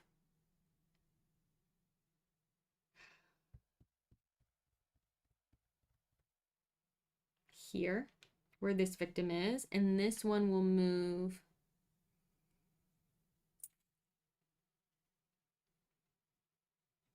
wow, it would attempt to abduct me. How does it happen if they abduct you? Hold on. They will only do it with the victim. They won't do it with you. So if they're in this space with me, I mean, they would target me, and this is closest. I just think, again, they're spreading themselves out. So that child is going to go to the farmhouse because it's trying to get toward me. Okay, then these 2 will try to abduct. So let's start with this one. On a 1 or 2, the abduction works. Okay, a 5. So this person is safe. Now this one. Another 5. Of course, I roll them when I don't need them to like do things in the game. So that person is safe as well. So no one's being abducted yet. We have not activated any ancient curses. So then it's the killer. The killer will not move because he's in a space with this victim. So he will kill this victim. And the bloodlust will go up 1, which means the madness goes up. 1 more madness going up, and I get a level 1 Harvest Madness card. So that's cool. Oh, and then if a victim was killed, so this happens twice actually. So I will get, because if a victim was killed, up the Harvest Madness. The Bloodlust also went up, which upped the Harvest Madness. So now I'm at level 1 Harvest Madness, which means I take 2 of these cards and pick one to now have as an ability.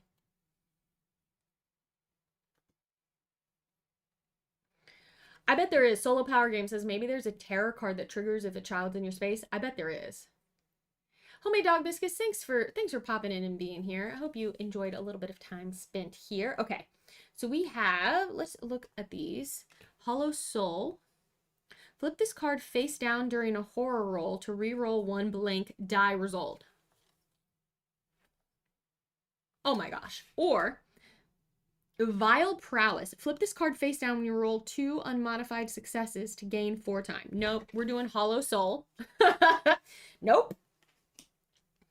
We're doing Hollow Soul. So now, I'm gonna put this in my little backpack slot. I can flip this card face down every turn because this will go face up again during upkeep. During a horror roll, and I can re-roll 1 fail. I'm pumped. This is a great card for me to have gotten. Okay.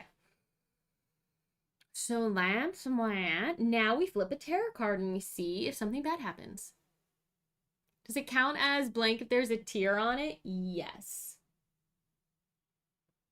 Yes, it does.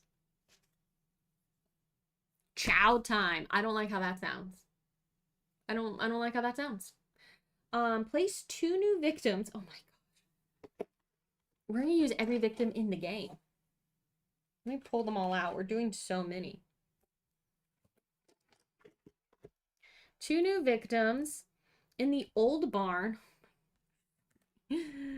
And 2 new victims in the cow pasture. It's also wild. I've pulled so far, every single one of my tarot cards has been Shady Acres cards. I haven't pulled one for Grimlash yet. 2 victims in the cow pasture. That's up here. Oh my goodness me. Hi, haha. Hold on, I'm gonna grab my coffee. Grimlash will be worn out with all the killing by the end of this game. Coffee's hot again. Okay. Okay, and then we pull an event. Wow, I shuffled. I really did shuffle. I've never had so many victims on the board, and every single special victim is out now. Shrovian says the Harvest Madness cards are too friendly. I don't trust them. Well, if you get too many of them, if you get up to here, you lose. Yeah, if the game wants the pumpkin to get to max level, it needs victims. It makes sense. Sally McCoy. Grandpa always said something wasn't right with the dirt here. Place Sally in the McCoy farmhouse. Oh no, she gonna get kidnapped. When Sally is saved, find the Combine Keys item card. Reshuffle the item deck if necessary. If you already have the Combine Keys, gain time. Anytime I can heal, instead of healing, I can lower the madness. So that's how you manage that.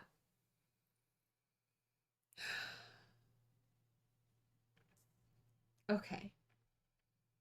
That's done. This is so funny the way this is playing so differently from all the other feature films so far. Short rests are actually useful, yes. Because for those of you who are new here, I don't tend to do a lot of healing. Also, I just want to acknowledge really quickly that I started the stream today on Twitch with like 85 Twitch subscribers, and we're up to 130 now. So thank you so much, everyone. Thank you. Yeah, I've never had all 3 specials out before. Okay, so now it's panic. Someone did die, so this person with the child will panic. There is no victim with the killer, but we did lose somebody, so they will panic. Let me roll a die. We'll see where they go. Okay, a 2. So they'll run, oh good, into the space with the killer. You love to see it. You love to see it. 3 away from the October Plus goal. That's so cool. Yeah, Marzipan Beetle. I don't think I've ever used a short rest. Rarely do I use it. Only sometimes. Because I really like when you're down to 1 health. You're close to dying, but you get an extra die to roll. Okay, so that's panic phase. Then we upkeep. So we have a number of things we need to do. So there are no children to spawn because they're all on the board. So we don't need to do that. The Harvest Cultist will move toward me. So he's coming up into the old barn. And then that's it. Okay. Excuse me.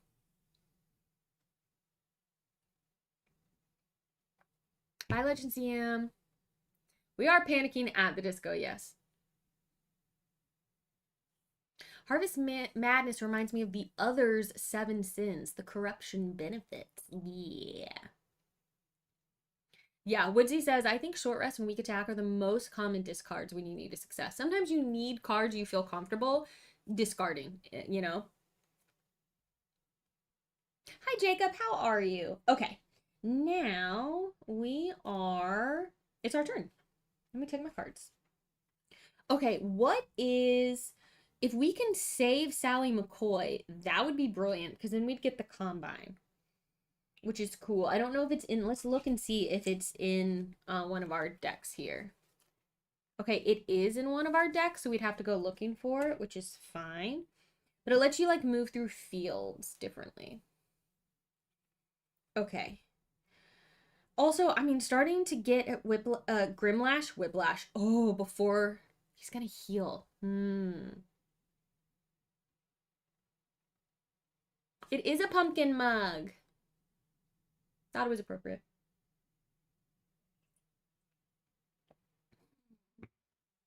Oh, yes, and close call. I would much rather, JoJo, yes. I would much rather discard a close call to convert a success than spend it to reroll dice for whatever reason.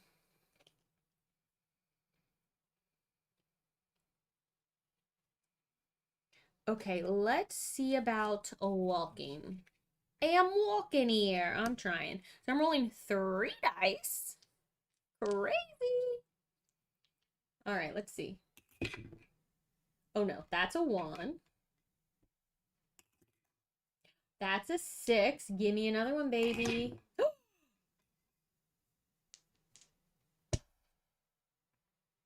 Everything's coming up, Paula. That is 2 successes, which means I get to move up to 2 spaces. I will spend a time to do it. So I'm coming up into the McCoy farmhouse. I'm getting Sally McCoy. I sing the Sally the Camel song, and she goes, yeah, like I've never heard that one before. And then we move to the exit because 1, 2, I save her. And then I'll use this maybe to move 1 space. Okay, when she's saved, we look for the combine, so we need to look for it now. Pie Swarm, I have not watched any more of the Final Destination movies yet, but I am interested in checking out. What did they say? The second one and the newest one is pretty good, or like 5 and 6 are good. I would watch more of them, the ones that I've been told are good. Okay, none of those. Let me just reshuffle these so I don't know what's there. Like I'm going to do a lot more searching. Y'all know I sorely lack in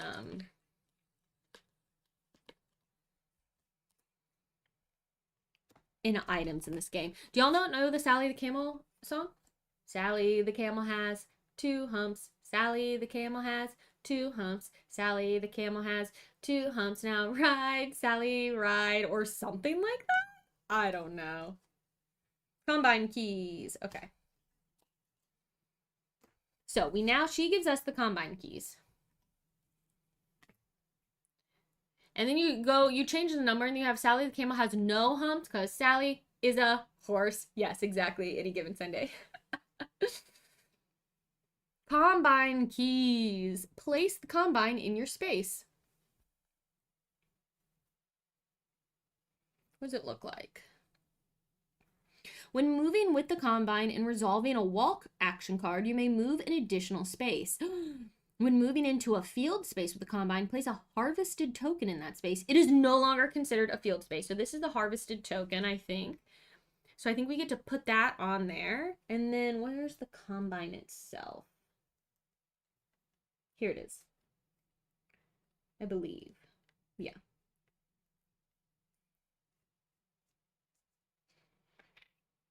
All right. That is so cool. I'm going to put this in our backpack so we remember it. Let's mow them down. Okay. Hopefully I can remember all this. So we have, where are we? We have a combine. I'm going to put it underneath me. So I'm like riding this combine. I decided to leave everyone behind for Sally. Look, she's special. Okay? I just had this sense that she was special and I should help her.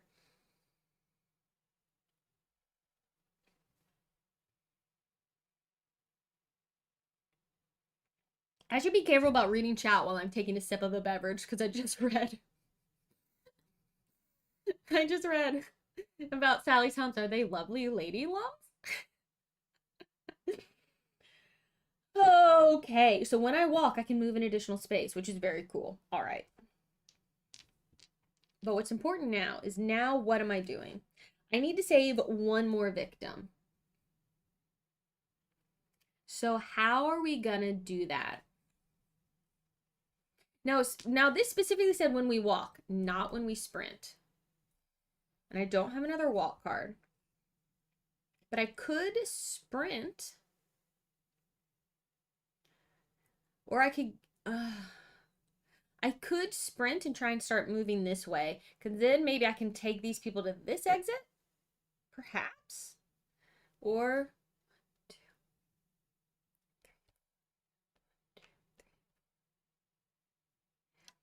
it's going to move me closer to the killer, which I do need to start attacking him. I imagine the Sally the Camel song is probably a location-based children's song. Walk first, then sprint. I have no walk card, so unfortunately, I cannot. So we're gonna sprint. You can kill the children, yes. And then, but they come back on the card, and during upkeep, they'll respawn. So you're just kind of temporarily making them go away. Okay. I am going to sprint and see what I get and see where I'm able to go based on that. I could also just wait and hold on to all these cards. 1, 2, 3, 4, 5. But let's see what happens. Let's see if I can get somewhere with this sprint. Ready? That's a fail.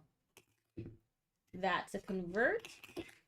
That's a convert. I don't like it.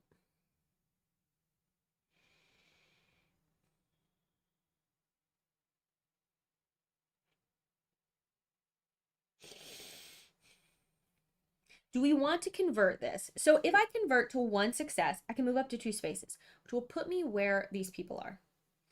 Which maybe is not a bad idea because I do have a guard card in my hand. I could discard a focus and a close call or both focus cards, honestly. Oops. Let me discard a focus and a close call. Oh my gosh, what a mess. To convert one of these into a success. I think that's worth doing. So I will make this a success, which means I will lose a time and move up to 2 spaces. I'm going to go 1, 2 into the space with all these people because I have a guard card. I might be able to do some protection. Yeah, famous last words. Let's see what happens. Oh yeah, there's dance and everything to it any given Sunday. You know what I'm talking about. It is a little like the Wheels on the Bus song. You're not wrong, Tim. Okay. That'll be the end of my turn. So I have 4 time to spend on cards. Thought Sally was a Mustang. I wonder if I should spend that 4 on a retaliate. How many cards do I have in my hand? What do I want to do next turn? I want to save one more person. Okay, we're getting back into our hand. A short rest, a weak attack, and a walk with the combine. Oh, I left the combine behind. What was I thinking? With the combine, I can move 1 extra space. I'm going to assume victims can ride the combine with me. It doesn't say that they can't. Or they follow along. Oh, Dark Star God Gaming. That's so nice. Yeah, watching Skid stream as well. Skid's birthday is tomorrow. We want to save one more person, and then we want to start trying to kill this killer. Oh, don't let me forget I have this Hollow Soul ability. I could have rerolled one of those blank. I could have rerolled that blank on my turn. Jeez, please. Yeah, I'm going to spend all 4 of my time and get this Retaliate card. Why not? Why not? Why not? Resetting that, setting this aside. These cards go back. Okay. Now it is the children phase. We will think of the children. We will. Let's see. Closest to the altar of the old gods. This one will not move because there's a victim in their space. This one, it's gonna come toward us because it's tied. They're one space away from here and here. This is the most people, so they'll come. This is a very busy part of the road. This one, it's gonna move back here where these two people spawned in the cow pasture. Okay. People might start to get abducted. This is 3 rolls. Statistically, we'll probably roll a 1 or 2 for at least one of these. So we'll start with this one. Yeah, I need to do the cultist. I'll do the cultist at the end of the round. 6. This one's safe. Wow. Okay, how about here? A 1! This one is abducted. Goes onto the Ancient Curse card, and the Bloodlust goes up. So Grimlash is now doing 2 damage when it attacks. Okay, and now this guy. A 6, so we're safe there. All right. Now the killer goes. He's going to kill this guy. He doesn't need to move because he's in the space with this victim. So this victim will die. So the Bloodlust goes up again, which reveals our dark power. All right, things are starting to ramp up. Rite of the Old One. Whenever your Harvest Madness increases to a new level, discard the next terror card. So that's speeding us toward the end of the game. Okay. Okay. All right. That could be a lot worse, but it's not, like, incredible. Oh, if a victim was killed, increase your Harvest Madness. So once more, and we'll be at level 2. All right, that's that. So now we flip over a terror card. A bad moon rises. There's a bad moon on the rise. Oh.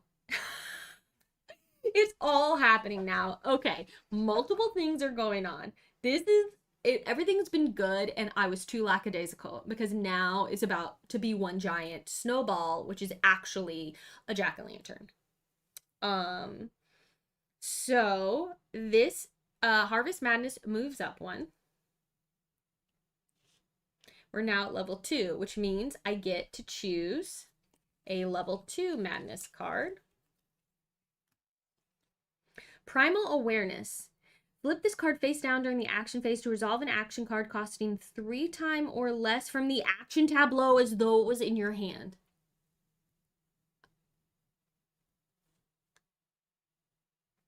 Vulgar Regrowth. Flip this card face down to ignore damage. No, we're doing Primal Awareness.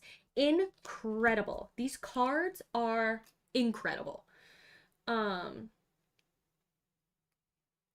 victims will panic. We just haven't gotten there yet. That won't happen till after we resolve this terror card. So once we're done with all the killer face terror card stuff, then we do the panic, then we do upkeep. So we'll get there. We haven't gotten there yet. Okay, then this happens. Whenever your Harvest Madness increases to a new level, discard the next terror card. This is just discarded. Oh my gosh. Look at what we would have gotten. All victims in your space panic. That's a lot of victims. And the Harvest Madness would have gone up 2. That's bad. Okay, but that's discarded. Getting us, again, closer to the end of the game. Because the end of the game happens, if nothing else causes it, when the terror deck runs out. All right. Then the killer will target, move twice, and attack. So he doesn't need to move twice because he'll get to a victim right away trying to get to us. So he'll go here and he will kill this victim,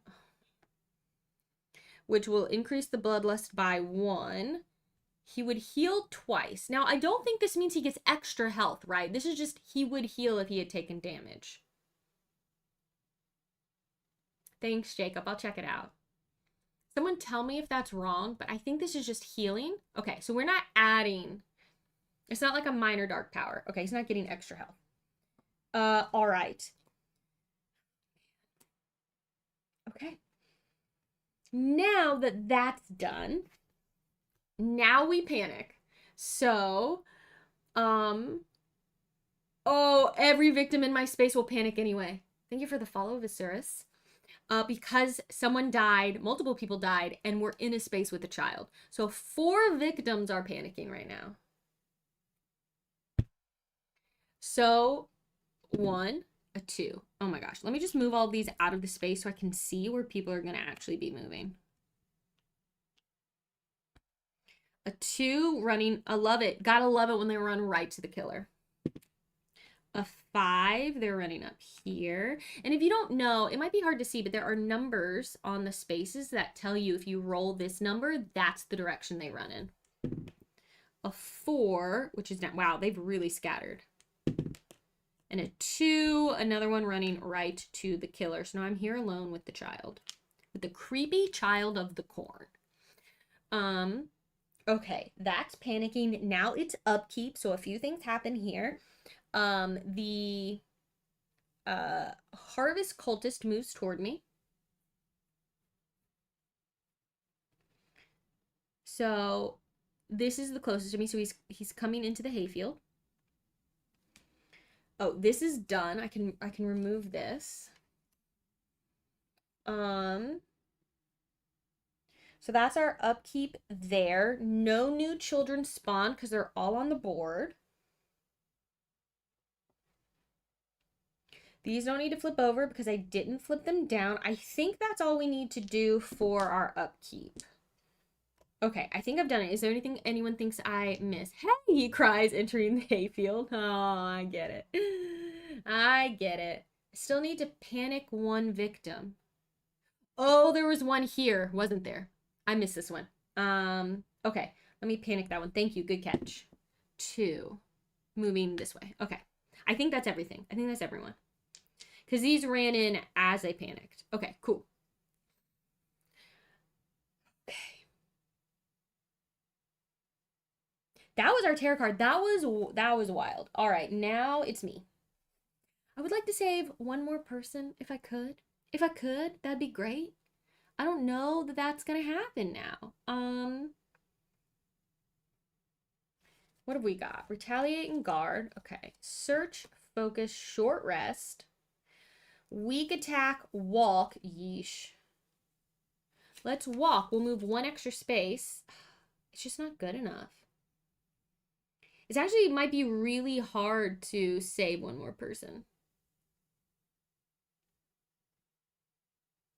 Maybe I can save 1. Okay, let's just see what happens. We're going to walk and then we'll figure it out from there. So I'm rolling 3 dice still. This is not a scenario where the horror seems to go up crazy. Prince of Darkness! Hello! Isn't this cool? It's called Final Girl. And look, everyone, that's who made our lovely dice tower. We're going to see it in action right now. Ready? That's a success. That's a fail. We've actually been rolling, I'm going to curse us now, but pretty decently. Oh my gosh. I just got 2 successes. So I can move up to 2 spaces and I'm on the combine. So I can move 3 spaces. Oh, yes. I can save someone. It's happening. It's happening. It's birthday luck. Also, if that's Laura, happy birthday, Prince of Darkness store. Laura, my friend, who reached out to me about the dice tower, because of their store, Prince of Darkness, we have the exact same birthday. We're twins. We're twins. Okay, so on my combine, which lets me move 1 extra space, I'm spending a time. I'm moving 2 spaces, the extra space on the combine, so 3 spaces. So 1 here. I'm picking up both victims. They're coming with me because 2 will follow. 2, 3. Right to this exit where these victims will be saved. I'm so excited. Okay. So what that means is I'm saving my last victim. The horror would go down by 1, but it can't because I'm already as low as I can go. So I get to increase time. Then I flip over to my ultimate ability. For each additional victim saved, I have 1. Lower the horror again. Again, that means I get to gain a time.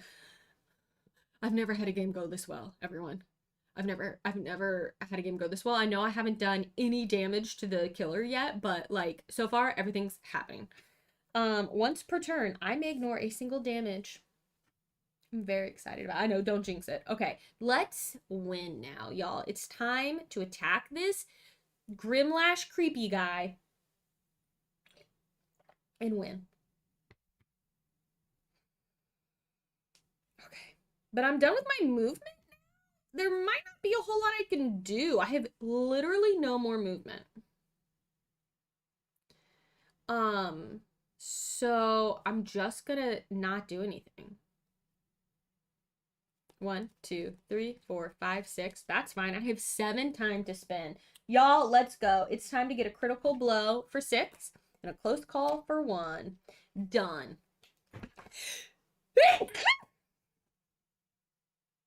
Excuse me. Oh, wait. I need to count my hand limit because I'm picking these 2 cards up as well. 1, 2, 3, 4, 5, 6, 7, 8, 9, 10. I'm at max hand limit. It's all happening. Okay. But that's the end of my turn, and that means that all the bad things are going to happen now. So that's a thing. I didn't even need these powers. Okay. Children. Children move first. So closest to the altar goes first. They're going to move here. Then this one will move here. And this one will move here. So again, we have 3 attempts. This could trigger an ancient curse depending on what happens. Okay. So on a 1 or 2, this one's kidnapped. Okay, that's a 4. On a 1 or 2, that's a 3. On a 1 or 2. Wow. Wow. We've only had 1 person abducted by the Children of the Corn so far. Okay. Cool. Thank you, Von Blade. Appreciate you. Great. So then what's next? The killer. The killer. The killer will target whoever's closer, me or a victim, and move. You know what's interesting? Hey, here's a question. Here's a question, everyone. So, this card.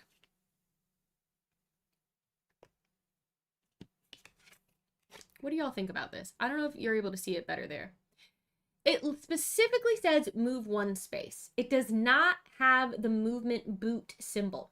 It says move 1 space. So even though our movement boot symbol is up to 2 spaces, I feel like this is very intentionally printed this way. He's only supposed to move 1 space here, and it's only when we see the boot symbol that he moves more, because it's not a movement action. Okay. Oops. I want to make sure that everyone agreed with me that I was interpreting that correctly. So he'll move 1 space toward whatever's closest, victims or me. So he's 1, 2 from here, 1, 2, 1, 2. He will always prioritize victims. So he'll go here where there's 2 victims and a child. So he goes 1. Okay. Yeah, it is interesting because most of the time these killer actions don't have movement on them at all.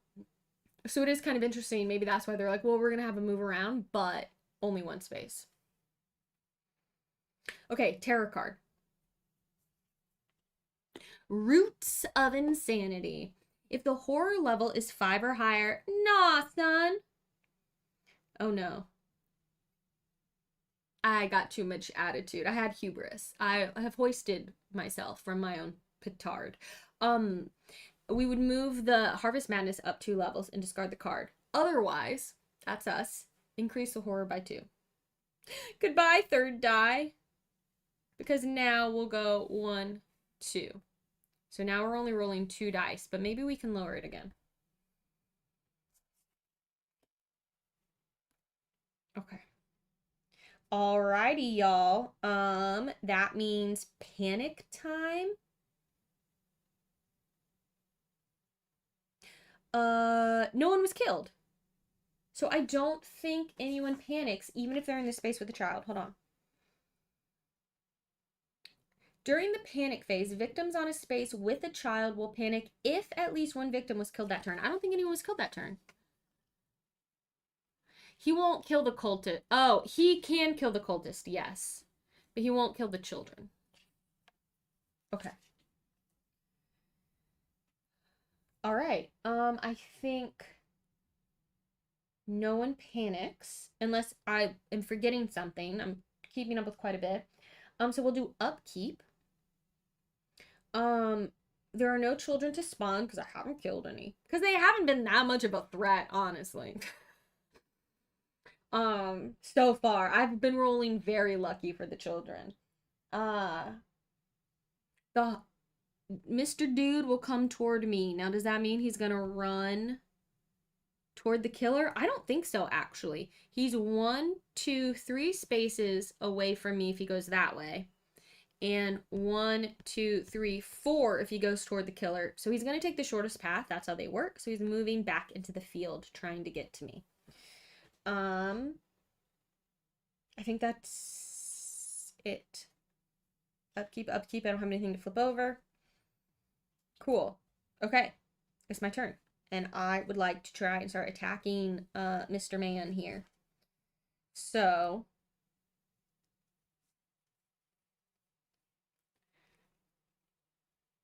I don't have any weapons. I wonder if I should try and search for weapons. Like, I'm not gonna be able to do that much damage to him. I don't know if there are any in Ralph's garage. Well, first let's focus and try and get the horror back down. So we're gonna roll 2 dice, and this is where all my luck might go away. Yep, that's about right. That's about right. I rolled 2 tears.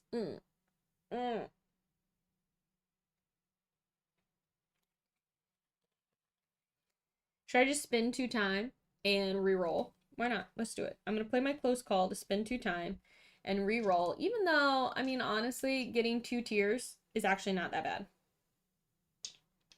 Actually, I'm not going to do that. I'm going to take the fail. I will get 2 tears. And then I will spend 2 time doing it. Did I not reset this last time? Oh, do you have that power? I can re-roll 1 blank die result. This is okay. I think I'm going to take the 2 tears because what this will do for me, actually, I'm going to spend the 2 time to just take the fail on the focus. Then I'm going to spend my 2 tears to move 1 space. So now I'm just going to move into Ralph's garage with my combine. So here I can search. And this I would rather be great. Maybe should we try and focus again? We'll play my other focus and try and do this again. And now I might try to I might use some of my powers to re-roll things or try and make some successes happen.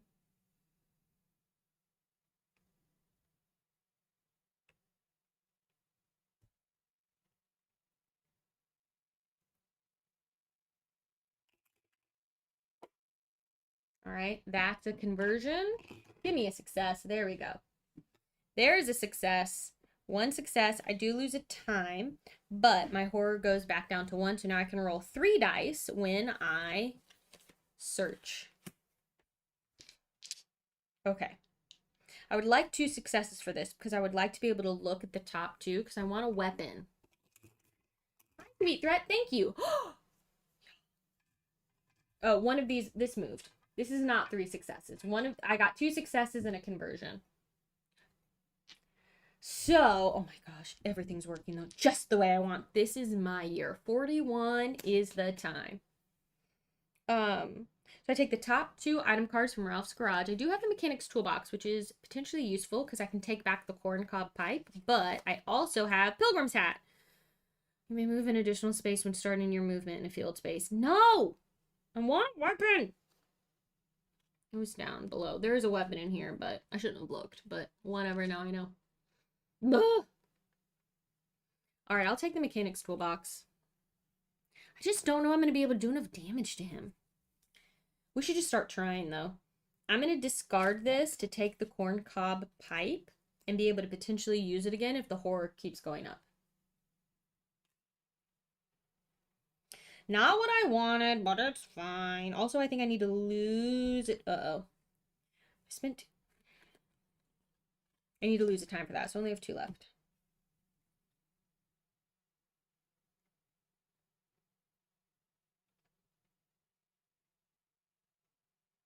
Do you take any items with limited uses?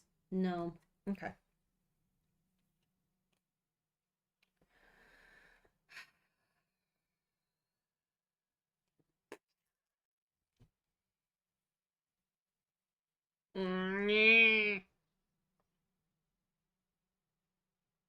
Could let him come to me. I could just let him come to me. Yeah. I could resolve a sprint and try and get to the killer. I'm going to flip this card face down, doing the action phase, to resolve an action card costing 3 time or less, and so though it was played from your hand. Sprint. We're rolling 3 dice, and if I can, I will run 1, 2, 3 to the killer. Let's see what happens. I know I need more attack cards. Oh, can I put place the other on top face down or underneath face down? Yeah, y'all. So wait, can I search again instead? Oh my gosh, I'm searching again instead. Okay, this was a fail. That's a convert. That's a convert. Okay. Okay. Okay. Okay. Flip this card face down during a horror roll to re-roll 1 blank die. It was still a blank. Okay. Let's convert. Oh my gosh. This short rest and this close call to make this a success, which means I get the top item card, which is a scythe, because the hat goes on the bottom. It goes on the bottom. So this will deal 1 extra damage to me. And if I'm attacking him in a field, I can distribute the damage between enemies and then place a harvested token in that space. It's no longer a field space. None of our field cards have come out, but okay. That's that. So I take this walk. I only have 2 time to spend. So I could discard though. Is there something I don't care as much about? No, honestly, these are all good cards to have. So I think what I'll do is I'll spend the 2 on 1 more guard card. Okay. Put these back. Oh man, these are so cool. I love this. Okay.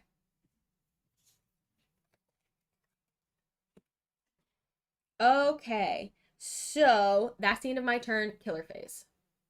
What a hard life. Saving people, killing monsters, harvesting fields. All in the same night, you know? All right, the children go. The one closest, so they aren't going to move because they're all in spaces with people. So they're just going to try and abduct. Let's see what happens. We'll do this one first. 6, he's safe. That one. 4, he's safe. Can't believe it. This one. A 6. Holy cow. What is happening? All right, then the killer will move 1 space and attack. So he will come into this space and attack and kill this victim, which will move the Bloodlust up 1, which means the Harvest Madness goes up 1 more space, and will be at level 3, and the Dark Power will happen. If a victim was killed, oh no, that happened already. We did that. Burp, burp, burp.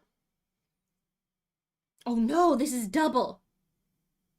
Because it happened here on the track, but it is also happening because a victim was killed. Okay, so now I get a level 3 Madness card. Fiendish Vitality. When you flip your black final health token, recover 2 health if it is blank. Action cards cost 1 less. Nope, we're doing this one. I want to win.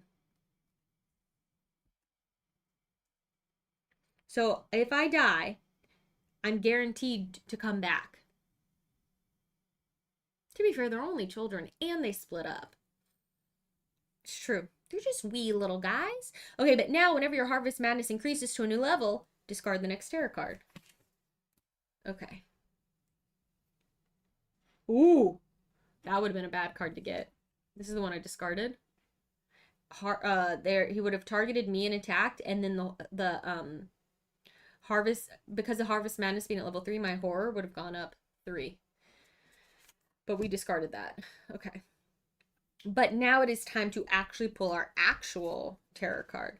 It knows I'm here. The killer treats all field spaces as adjacent to each other. He will target me, move, attack, and the horror will go up. Yeah, Terror deck speedrun is never a good idea, or it's never a good thing. Okay, so his movement is 2, so he can get to me. So he's gonna go 1, 2, and he will attack me. We're gonna put, oh, well, the horror won't go up until after. Okay.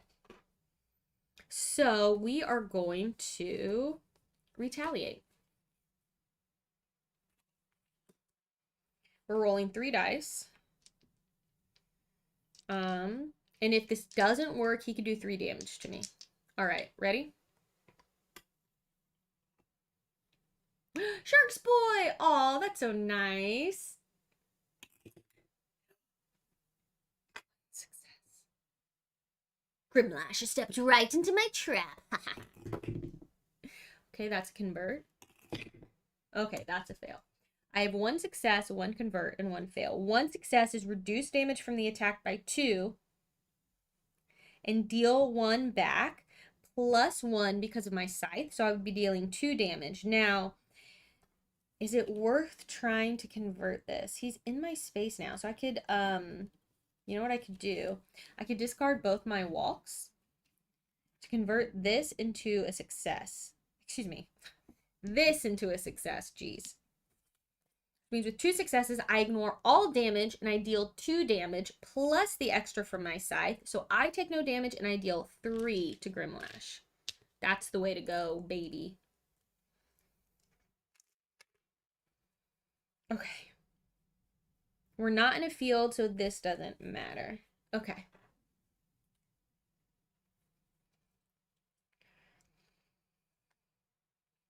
That's it. Oh, now the horror level goes up by 1. So that order of operations was important because I was able to roll 3 dice for that one, but now I'm only at 2 dice. All right, now it's panic. Excuse me. People did die. Yes, the killer killed here. So these victims will panic, and so will they. So let's do this one. A 5. They'll run to the cow pasture. This one. Oops. A 1. They'll run to this field space. This one. Oh my gosh. I have to roll better. A 3. So they'll run here. This one. A 3. So they'll also run here. That's panicking.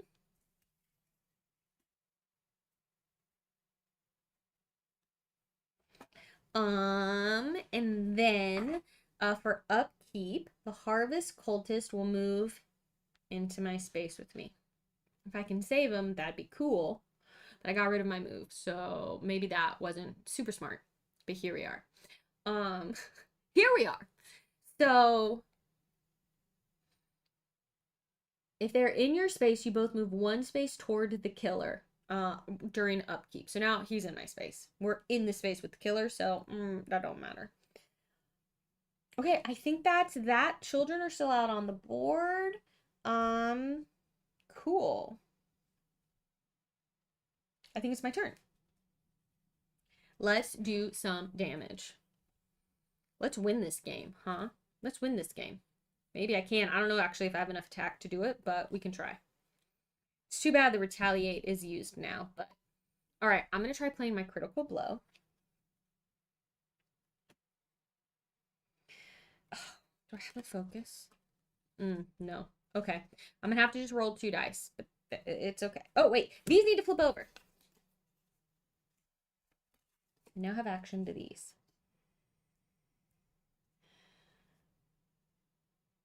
I could try and do a distraction to get 3 dice back. All right, I'm going to use my Primal Awareness to flip this face down to resolve an action card costing 3 times or less from the action tableau as though it was played from your hand. That's the distraction card. This is what I'm trying to do. Because if I get successes, I'll lower the horror. I just need one success. I'm rolling 2 dice.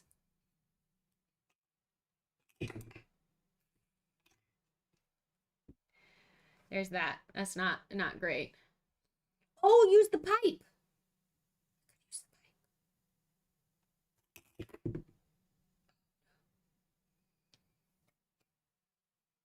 I should have used the pipe.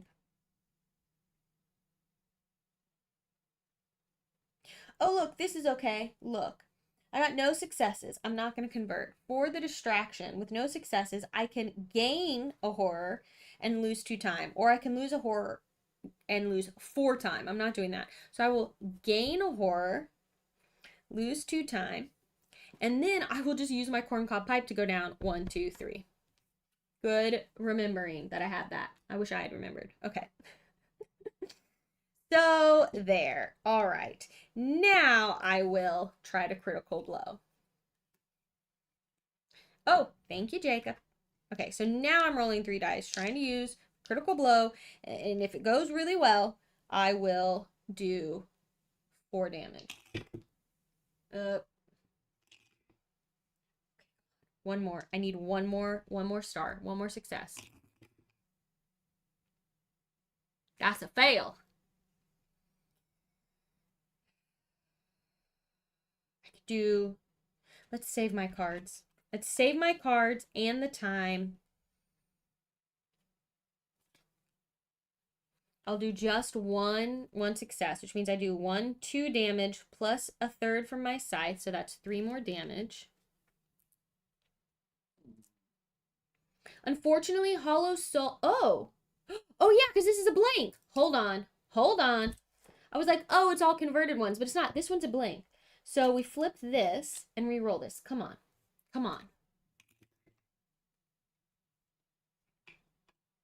It was a blank again. But good remembering, chat. Thank you. Okay. So I'm doing 3 damage.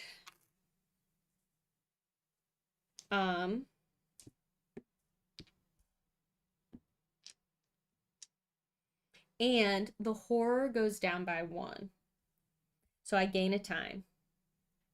But then that ends. This symbol means my turn ends. So I'm done. But that's okay because I only have 3 cards left. And I have 5 to spend. And unfortunately, it won't be any of these. So I am getting focus and short rest back. I guess I'll get a furious strike and a close call. That's probably the best I can do. So 4 of that 5 time is spent on the furious strike and 1 on the close call for discarding purposes. That will be all I can do. Critical blow goes back. Retaliates. Too bad that there's only 1 retaliate. And these go back here. Okay.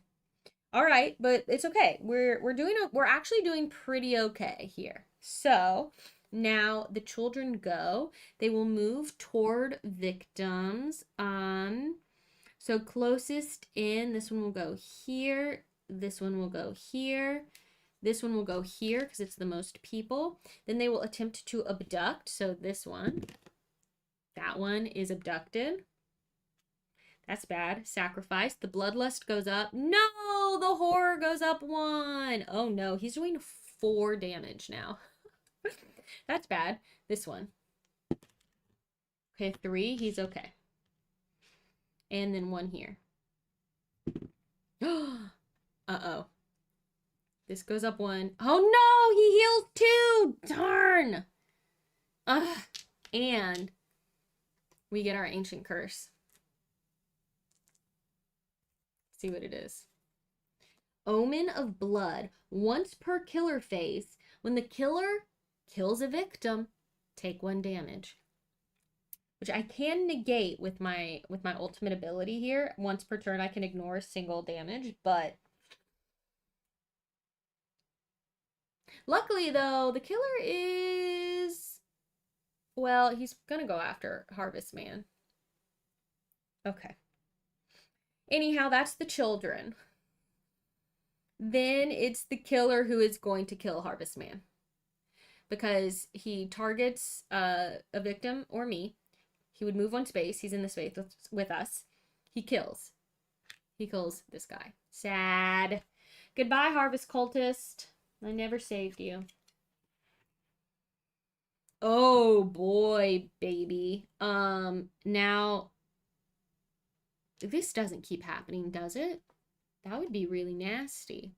So the Bloodlust goes up 1, which means it just goes back here. Discard the next tarot card. Uh-oh. That means we're about to be in the finale. Ah, we discarded a minor dark power. Thank goodness. He heals again? Oh no. All that work.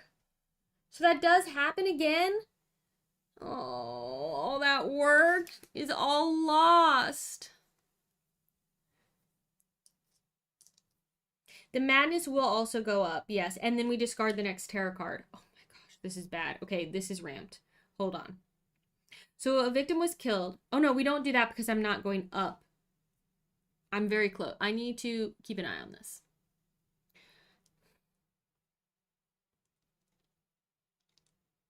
Let me look. Hold on. Let's look. There's some different opinions in chat about what happens here. So let's look at the Bloodlust track.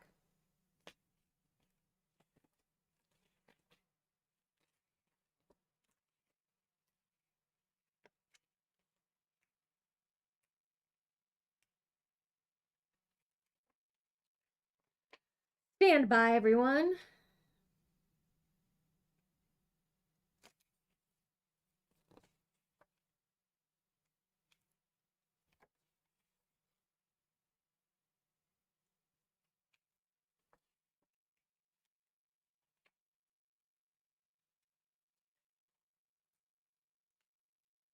Bloodlust. If Bloodlust reaches the maximum, for the rest of the game, it will trigger the final effect for each additional increase to Bloodlust. And I think that's just this, right?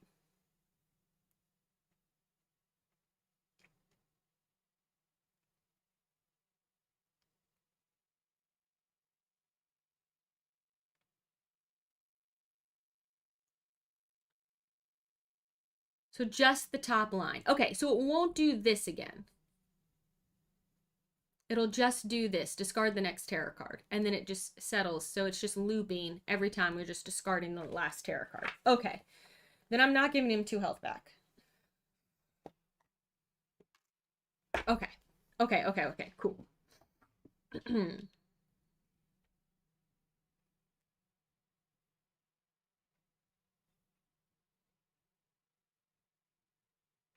Great. I think we did all those things. I think we did all the things we need, but now we have to pull our last tarot card, which means we're about to flip over the finale after this. Something's wrong with the kids. They're just now noticing. The children treat all field spaces as adjacent to each other. Cool. Children only. They will target, move, attempt to kidnap, and the bloodlust will, the horror will go up. So this one won't move. Their movement's only 1. So this guy's going to come into a field. He is adjacent to all field spaces. That one's already, oh wait, that's a victim. They're already in good spots. So they're going to try to kidnap again. So here. No, here. Yes. So we have another one on the next Ancient Curse card, and we would discard the next tarot card, but we're out. We are out of tarot cards. No more. That's not happening anymore. And then the horror level goes up 1, so I'm back to 2 dice, which is a bummer. Then this goes away, and we now reveal the finale. Okay, first we panic, then we reveal the finale. So people died. People for real died. So this one will panic. A 5, he'll run here. Both of these will panic. A 4, they'll run here. A 6, they'll run here. Okay. The Harvest Cultist isn't here anymore. He died, so we don't have to worry about that. These will flip back over during upkeep. And now we have no terror cards, so we reveal the finale. Withered Harbinger. Oh my gosh. The art on this is wild. Oof. Okay, so now, I can never remember. Does the finale trigger immediately? I'm sorry, I'm always having to look stuff up, but that's how playing a game goes. That happens just the next time the killer phase happens, right? Some finale cards have immediate effects, and some have ongoing effects.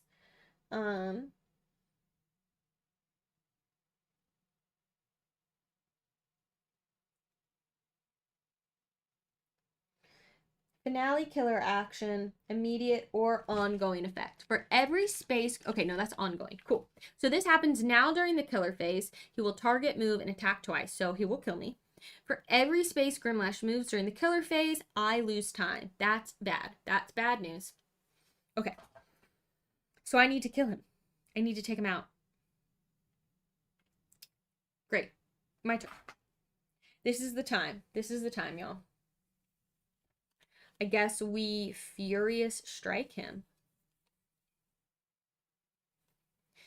He is slow, so we can run away. It is true. He's moving 3 spaces. So we could see what we could do. Let's see what happens. I'm only rolling 2. Let's try to focus. First, let's try to focus. See if we can get this back down to having 3 dice. Ready? Okay. Yes. Beautiful. 1 success. Oh, 2 successes. We're going to gain 2 time and get down to 3 dice again. That was really good. Okay. Now we'll Furious Strike. I'm rolling 3 dice because we're here. Oops. Okay. 2 successes would be really good because then I could do 3 damage with my scythe. Conversion. Success. That's a blank, so I'm going to flip my Hollow Soul. I'm going to flip my Hollow Soul. What a thing to say. To reroll this. Yes. 2 successes. 2 more of these and we lose, though. Dichotic. That's so early. Okay. Time to squash the squash. 2 successes, which means the horror goes down by 1, and I do 1, 2, 3 damage to him. Brilliant. Okay. And now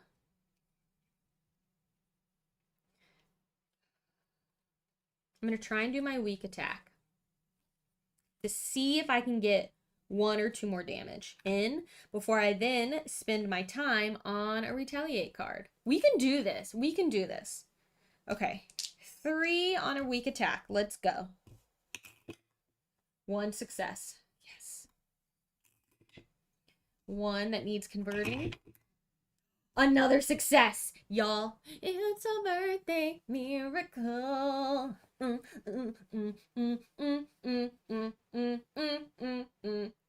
Mayor of Canada. That's not a very nice joke. So 2 successes means I'm doing 1 damage. I'm not taking any damage myself. I have heard of Dispatch Dichotic. I don't know much about it, but I have seen like posts about it. So 1 damage here, 1 damage with my scythe. So that's 2 more damage. I now get to roll an extra die because he's down to 1 health. So I'm rolling 4 dice now. And I'm going to stop my turn right there.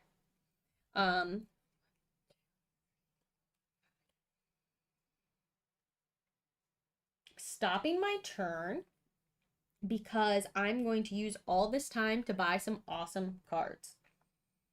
I'm going to spend 4 on a retaliate.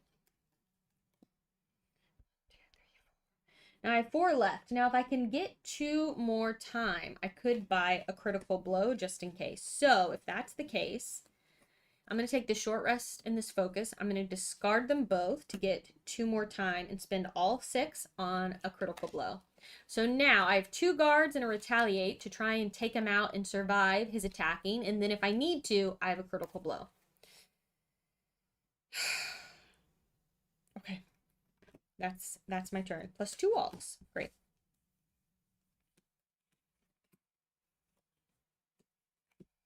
Okay, y'all. We're doing this. The children move toward victims. So they will go here, here, and here.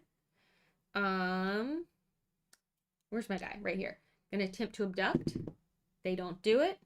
Attempt to abduct. They don't do it. These children, get out of here, you dumb kids. Then the killer will attack me. He will attack twice. So I have to survive 2 attacks from him.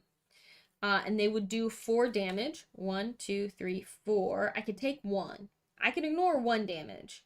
So, but still, I only have 2 left. So if he does 2, that's bad. But I'm hoping to kill him right now with a retaliate.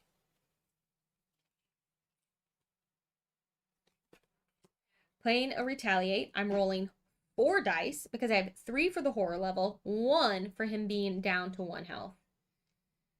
All I need is 2 stars. That's all I need, 2 stars. Because then I'll do 3 damage to him. All I need, honestly, is 1 star. And hope that he doesn't have any extra health. I just need 1 star. Let me move this. This was a fail. Let me move this where people can see the result better. All right, that one was a fail. Star, y'all. Let me move it back. Fail. Conversion. All right, this is good. This is good enough. Good thing I rolled 4 dice, 1 success. I can reduce damage from the attack by 2, which means I will take 2, but I'm gonna ignore 1. So I'll take 1 damage myself. And then I do 1 damage plus another one. That's enough to take him out. Now, we have to flip this over. Oh, yeah, the phase ends immediately if the final health token's revealed because he goes down even if he heals and comes back up. So we don't have to survive a second one. Yes. If this is blank, we win. If this has health, we gotta go again. Ready? No! He heals. So he has 2 health. The turn ends, so I can still take him out, but he goes down. And I go, and then his hands, and the flames in his pumpkin head eyes light up, and he comes back toward me. Okay. Oh my gosh. But that does end his killer phase. And there's no terror card to flip over. So we go right into panicking. Panic. Because people died. People died. Oh, wait, maybe no one died. So maybe no one panics, actually. No one died. He just attacked me. Never mind. No one panics. This flips over. I think that's it. This madness thing is so cool. Okay. Great. I think it's just my turn. And we are going to critical blow. All right. This is it. Any primal awareness things to do first? I don't think we need, we could use this and do improvise. Actually, let's just do it. So if we flip this down, face down, we can access our improvise ability. So that would make 3s and 4s successes. So let's roll 3 dice. We don't have 4 anymore because he's back to having 2 health. So we don't have access to this. But 1 success means in our next roll, 3s and 4s counts as successes. Okay, that's a fail. That's a convert. That's a convert.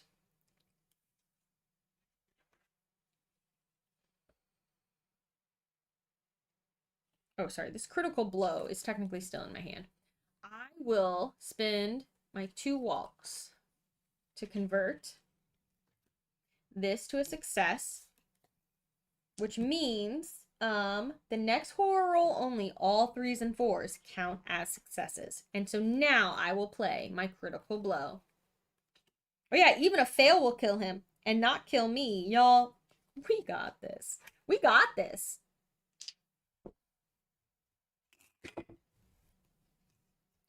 Boom, star. Boom, fail. Boom, fail. Y'all, look at this. I rolled classic Paula roll. 1 6 and 2 1s.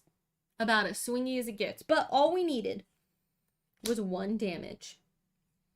It was 1 success. Because that lets us do 2 damage plus 3 from our scythe. Which means this health goes away. And this health, his final health, goes away. We actually won. We actually won. Incredible. There you go, Rotten Harvest. So awesome. Yay! Thank you so much for being here with me while we played. Let me mark down 2 hours and 42 minutes in is when the game ended.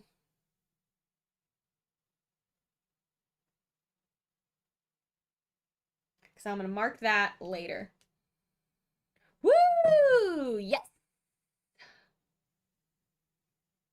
That was pretty good. That was not as brutal. I think we got lucky with some of our cards that came out for sure, and the ones we had to discard, but like that could have been a lot more brutal than it was. We got very lucky as well with the children did not do a lot of sacrificing, and by the time they did, when this came out, this could have been really bad. Omen of Blood, once per killer phase, when the killer kills the victim, you take a damage.